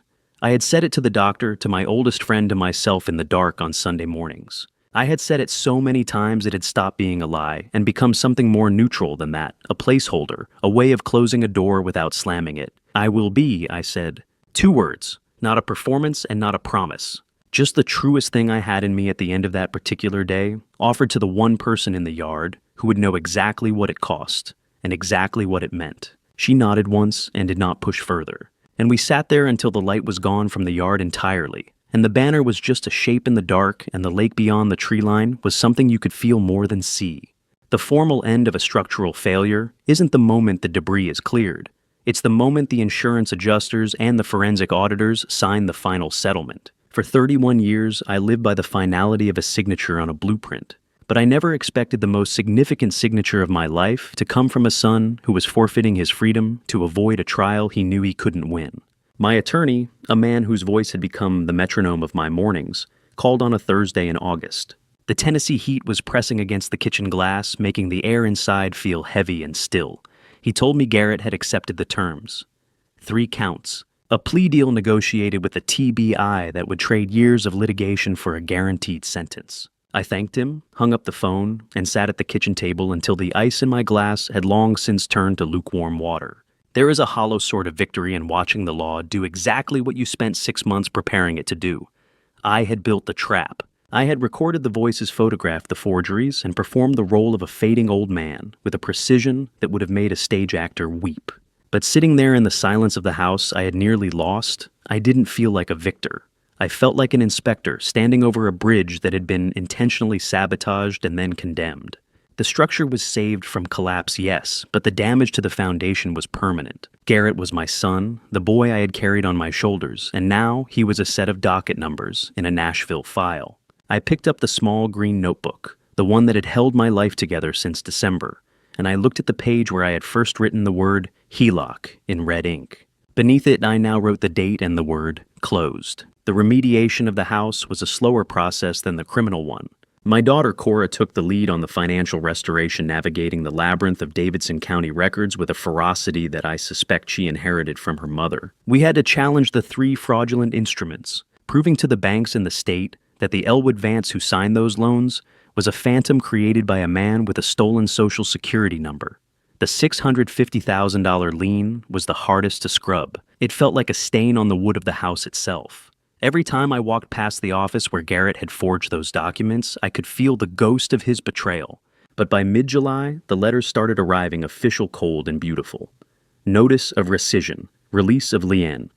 My name was returning to me one document at a time. I filed them in a new accordion folder, a white one this time, to signify a clean break from the dark folder Harlan Spade had used to dismantle my son's life. I spent a lot of time that August just sitting on the back porch watching the water levels of Old Hickory Lake. I found that I was relearning how to exist in a house that wasn't a crime scene. For months, every floorboard creak was a potential threat, and every phone call was a tactical maneuver. Now the silence was just silence. It was a strange transition. When you spend half a year in a state of hypervigilance performing a role of mental decline, while your mind is actually sharper than a razor, the sudden return to normalcy feels like the bends. I had to remind myself that I didn't need to fake a tremor anymore. I didn't need to unfocus my eyes when Deanna walked into a room. Deanna, who had rejected the plea deal and was preparing for a trial that would likely consume her next 2 years, was a shadow I had successfully cast out. Her refusal to admit fault was the final piece of evidence I needed to realize she had never truly been part of this family. She was a scavenger, and scavengers don't repent. They just look for a new carcass. I thought about the word justice. People use it as if it's a destination, a place where you arrive and finally feel whole. But standing in my kitchen looking at the lake, I realized justice is just a balance sheet. It's the math working out at the end of a long, painful calculation. The accounts were being frozen, the house was being cleared, and the people who tried to erase me were being moved to rooms with bars on the windows. That was the math. The emotional cost, the fact that I would never again look at my son without seeing the man who tried to drug me into a nursing home, that was the interest on the debt. That was the part the law couldn't fix. I realized then that my retirement wasn't starting the day I left the state of Tennessee. It was starting the day the TBI file was moved to the convicted drawer. By the end of that Thursday, I did something I hadn't done since the party in April. I went into the guest room, the one where Garrett and Deanna had stayed during their observation visits, and I stripped the bed. I took the sheets down to the laundry room, and then I went back and opened the windows wide. I wanted the Nashville air hot and humid, as it was to flush out the last of the rehearsed concern and the whispered plans. I stood in the middle of the empty room, and I realized that the house was mine again. Not because the bank said so, but because I had stopped being a character in my son's play. I was Elwood Vance, 67 years old, and I was still the one holding the keys. I walked back to the kitchen, made a fresh pot of coffee, and for the first time in 8 months, I didn't check the breast pocket of my jacket for a recording device. I just sat, and for a man like me, just sitting was the hardest, most necessary bridge I had ever had to cross. By September, the house had begun to breathe again, though the recovery was measured in small, tactile victories rather than court dates. Cora started arriving every Sunday morning without the ritual of a phone call, a change that felt like a bridge finally settling onto its piers after a long period of thermal expansion. We spent those afternoons doing the kind of work that had been neglected, while I was busy performing a mental collapse for an audience of 2. One Sunday, we tackled the north porch gutter. It had been pulling away from the fascia since the spring rains, a literal sign of neglect that I had documented in my mind, but lacked the spirit to fix while I was fighting for my life. Cora held the base of the ladder, her hands steady on the aluminum, while I climbed with a drill and a handful of galvanized screws. "You're leaning left, Dad." She called up her voice, carrying that familiar mix of concern and precision. "It's the pitch of the roof, Cora. It's calculated," I replied, though we both knew I was just tired. I'd driven the last screw home and felt the gutter snap back into its intended alignment. It was a minor repair, a few dollars in hardware, and 20 minutes of labor, but as I climbed down, I felt a disproportionate sense of relief. For months I had been an inspector of my own ruin, watching things break and noting them down as evidence of my decline. Now I was a builder again. We sat on the porch steps afterward, the smell of cut grass and lake water thick in the Nashville humidity, and for the first time in years, the silence between us wasn't a barricade. It was just the quiet of 2 people who had finished a job. Later that afternoon, the heat drove us inside to the kitchen, where the light hits the linoleum in long, dusty slats. I had been meaning to rehang a photograph that had been sitting on the sideboard since the December I first found the forged lean. It was a shot of the lake from 1987, taken the summer we finished the back deck. Loretta is in the corner of the frame, partially blurred, because she was turning to say something to a toddler-age Garrett. I took my spirit level, the one Cora insisted was out of calibration, and pressed it against the frame. I watched the green bubble float toward the center, oscillating slightly before finding its true home between the 2 black lines. "Perfectly plumb," I said mostly to myself. 2 degrees off. Cora countered a smirk playing at the corners of her mouth. It was our running joke now, a way of acknowledging that perfection is a moving target, especially when you're trying to reconstruct a family from the remnants of a betrayal. I hammered the nail, hung the frame, and stepped back. The house was filling up again, not with furniture, but with the weight of things being where they belonged. It was a stark contrast to the hollowed-out feeling of March, when every object in this room felt like it was already being appraised for a yard sale. The most difficult part of the afternoon came when Cora went to find a vase for the sunflowers she'd brought. She reached for the top shelf of the pantry and pulled down the old green recipe notebook. I hadn't touched it since the day of the party. It had been Loretta's a collection of handwritten instructions for everything from sourdough starter to the specific way I liked my coffee on Sunday mornings. Cora set it on the counter, her thumb tracing the frayed fabric of the spine. "I haven't looked at this since she died," she whispered. "I couldn't handle the handwriting." I pulled the book toward me and opened it to the very last page. I had discovered the entry back in June, but I hadn't shared it with her yet. It wasn't a recipe. It was a single paragraph dated 2 weeks before Loretta went into the hospital for the last time. Her script was shaky, but determined the ink slightly faded, where she must have rested her hand. I slid the book across the counter so Cora could read it. "He will figure it out," the note read. "He always does. He's built for the long haul even when the wind is against him. Just remind him to eat and tell him the level is fine, even when it isn't." We sat in the kitchen as the shadows grew long, the notebook open between us. It was a message sent forward in time, a load-bearing beam she had installed decades ago, knowing we would eventually need it to hold up the ceiling. I realized then that Loretta had known me better than I knew myself. She hadn't seen a Superman. She had seen a man who was obsessed with the math of survival, a man who would eventually find the cracks in his own foundation and fix them no matter the cost. Cora didn't cry, which I appreciated. She just reached out and placed her hand over mine, and for a long moment the house was entirely still. "She knew," Cora said quietly. "She knew he'd try something, and she knew you'd catch him. She knew I'd need a reason to keep looking," I corrected. I took a pen from the drawer, the same one I'd used to sign the confused documents for Garrett, and I flipped to the blank page following her entry. I wrote one sentence: "The level is sitting right at center, Loretta. Thank you for the reminder." I closed the book and put it back on the shelf, not in the pantry this time, but on the mantel in the living room. It was no longer a book of instructions for the kitchen. It was the final certification for the life we had built. We didn't talk about the legalities or the plea deals for the rest of the evening. We just made dinner use too much salt and watched the moon rise over the water. The hardest part of rebuilding a bridge isn't the steel. It's the internal tension of the cables once the temporary supports are removed. For 6 months, I had lived inside a skin that wasn't mine. I had trained my hands to shake on command, my eyes to lose their focus in the middle of a sentence, and my voice to carry the thin, reedy uncertainty of a man who was losing his grip on the world. By October, the legal battles were receding, but the old man I had created still lingered in the corners of my daily life. I would find myself reaching for a glass of water and hesitating, waiting for a tremor that didn't need to be there. I would enter a room and pause at the threshold, a ghost of the performance telling me to look confused about why I had walked through the door. Reclaiming oneself is a deliberate engineering project. I had to systematically deconstruct the lie I had built. It began with the small things: the way I dressed, the way I spoke to the teller at the bank, the way I stood when I looked at the lake. I stopped wearing the oversized, slightly rumpled sweaters Garrett had always commented on, the ones that made me look smaller and more fragile than I was. I went back to my starched work shirts, the ones with the double-stitched pockets for a slide rule and a notebook. I started speaking in the flat, declarative tones of a state bridge inspector again. I didn't wait for permission to be right. I just stated the facts as I saw them. It was a slow process of recalibration, a steady tightening of the bolts until the structure of Elwood Vance was once again capable of carrying its own weight. One morning, I drove to the local hardware store in Goodlettsville, the same one where I had bought those 3 hex bolts back in February to create a digital timestamp for Harlan Spade.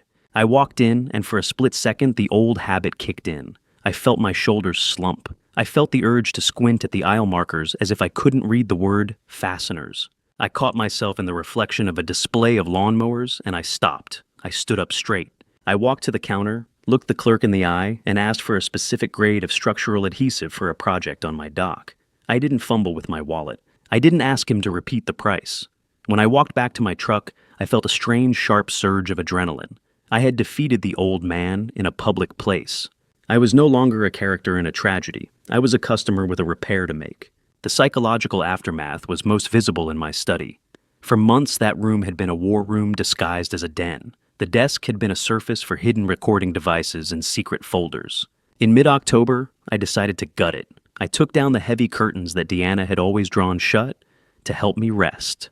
I let the Nashville sun hit the oak desk for the first time in a year. I cleared away the piles of medical pamphlets Garrett had left, the ones about managing early onset decline and choosing the right care facility. I burned them in the fire pit by the lake that evening, watching the glossy paper curl and blacken into ash. It was a cleansing fire, a disposal of the materials used to build my cage. Cora came over while the fire was still smoldering. She stood beside me, the orange light reflecting in her eyes, and she didn't ask what I was burning.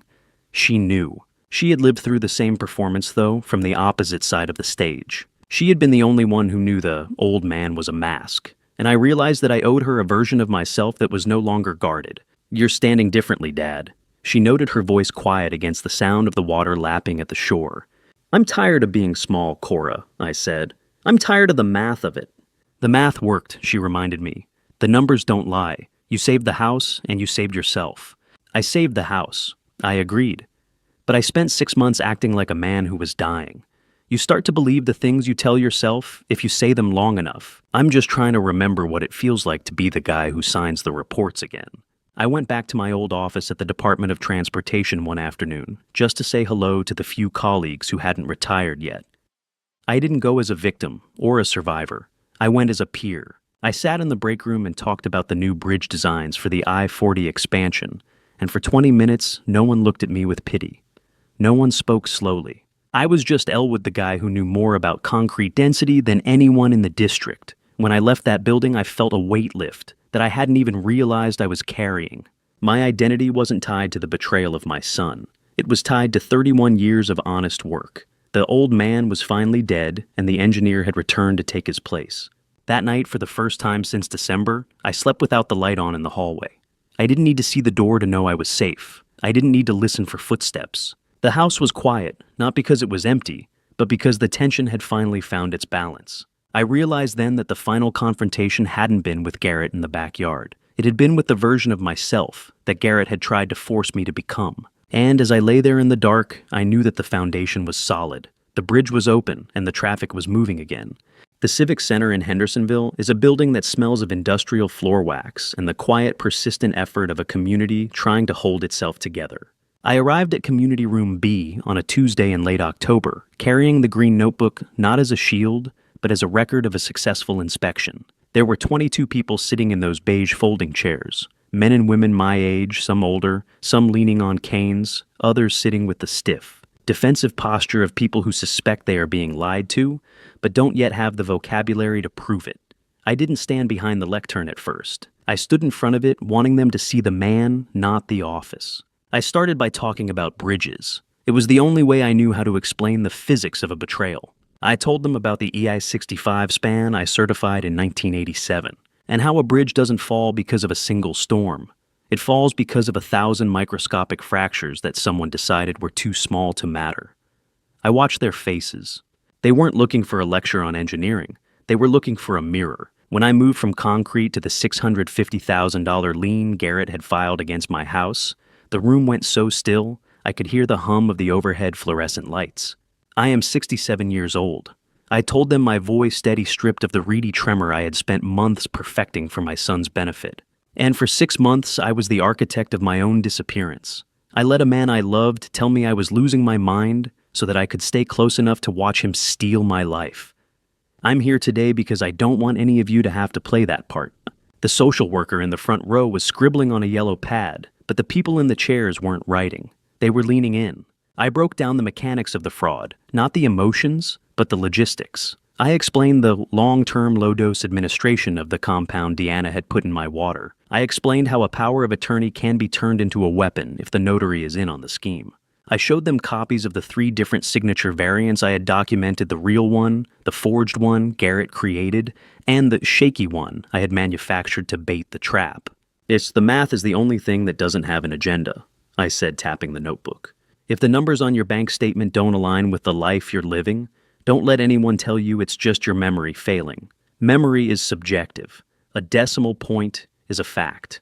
One woman in the third row raised a hand that was visibly shaking, not with a performance, but with genuine cold-pressed fear. She asked me how I knew when to stop waiting. She asked how I found the courage to turn my own son over to the TBI. I looked at Cora, who was sitting in the very back, her arms crossed, watching me with a quiet, fierce pride. I told the woman that courage had nothing to do with it. It was about structural integrity. If you see a crack in a load-bearing beam, you don't ignore it because you like the person who built the house. You fix it before the roof comes down on everyone inside. I spent the next hour sitting in a circle with them, answering questions that were more like confessions. I realized that the old man persona I had created was a reality for many of these people, not because they were actually declining, but because the world around them had decided they were no longer reliable witnesses to their own lives.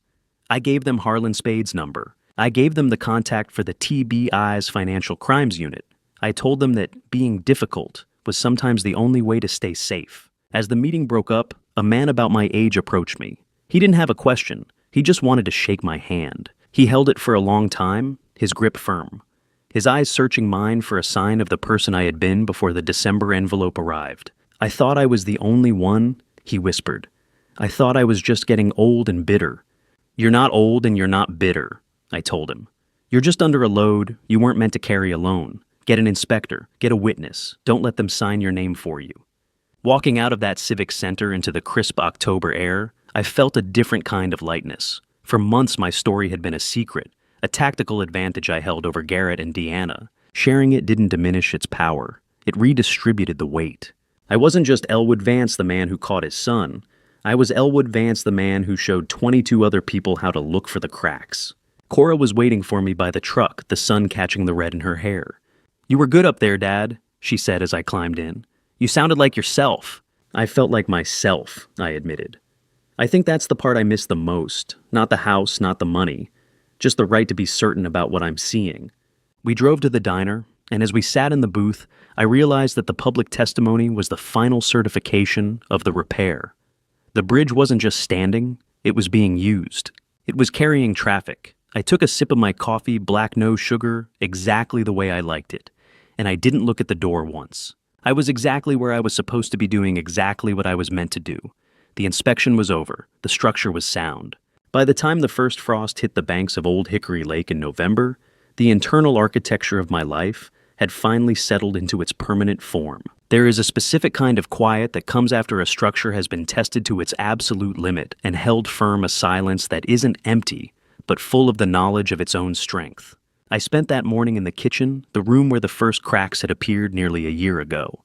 The sun was sharp and low, cutting across the linoleum, and for the first time in 365 days, I wasn't looking for a shadow. I wasn't checking the seals on my windows or the level of the water in my glass. I was just making toast. The green notebook sat on the counter one last time. It was full. Every page was a record of a battle fought in the dark dates, times, chemical names, forged interest rates, and the whispered conversations I'd transcribed while lying still as a corpse in my own bed. It was the most honest thing I had ever written, and yet it was a relic of a war that was over. I picked up a black marker, and on the very last blank space of the inside back cover, I wrote the final entry: foundation inspected. All repairs certified. Bridge open to traffic. I didn't put it back on the mantle this time. I walked it down to the basement and placed it in a cedar chest with my old slide rules and my professional engineering seal. It belonged to the past, now a piece of history, not a manual for survival. Cora came over at noon carrying a box of old ornaments.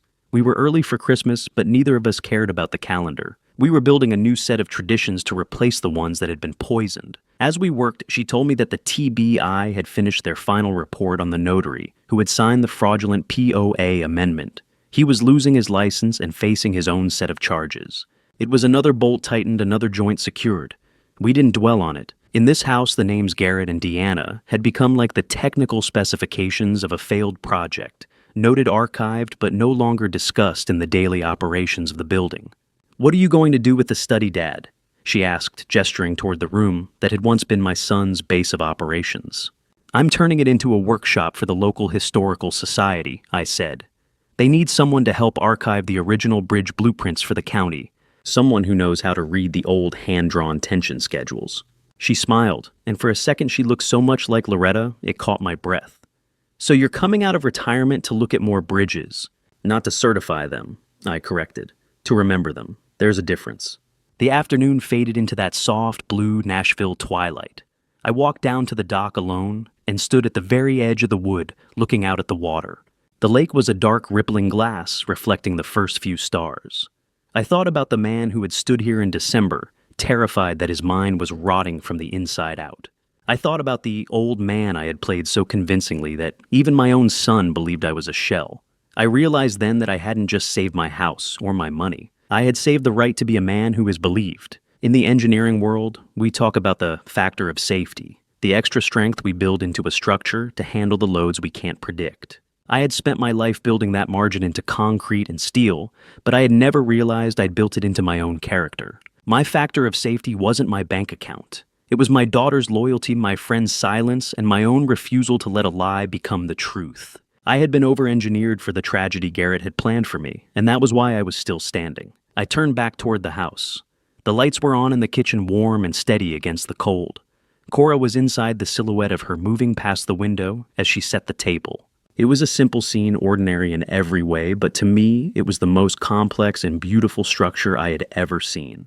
I walked up the path, my steps firm on the frozen ground, my hands steady in my pockets. I am Elwood Vance. I am 67 years old. I am a retired bridge inspector, a widower, and a father. The house is mine. My mind is mine.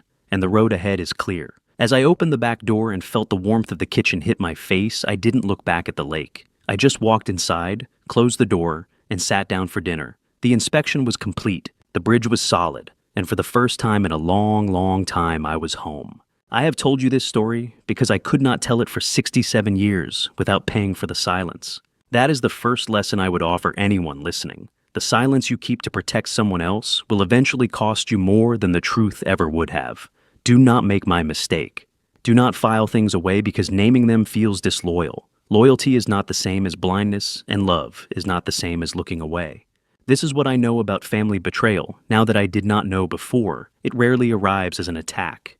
It does not knock, it does not announce itself. Family betrayal walks in through the front door, wearing your son's face and your late wife's favorite suit as its backdrop, and it calls itself care.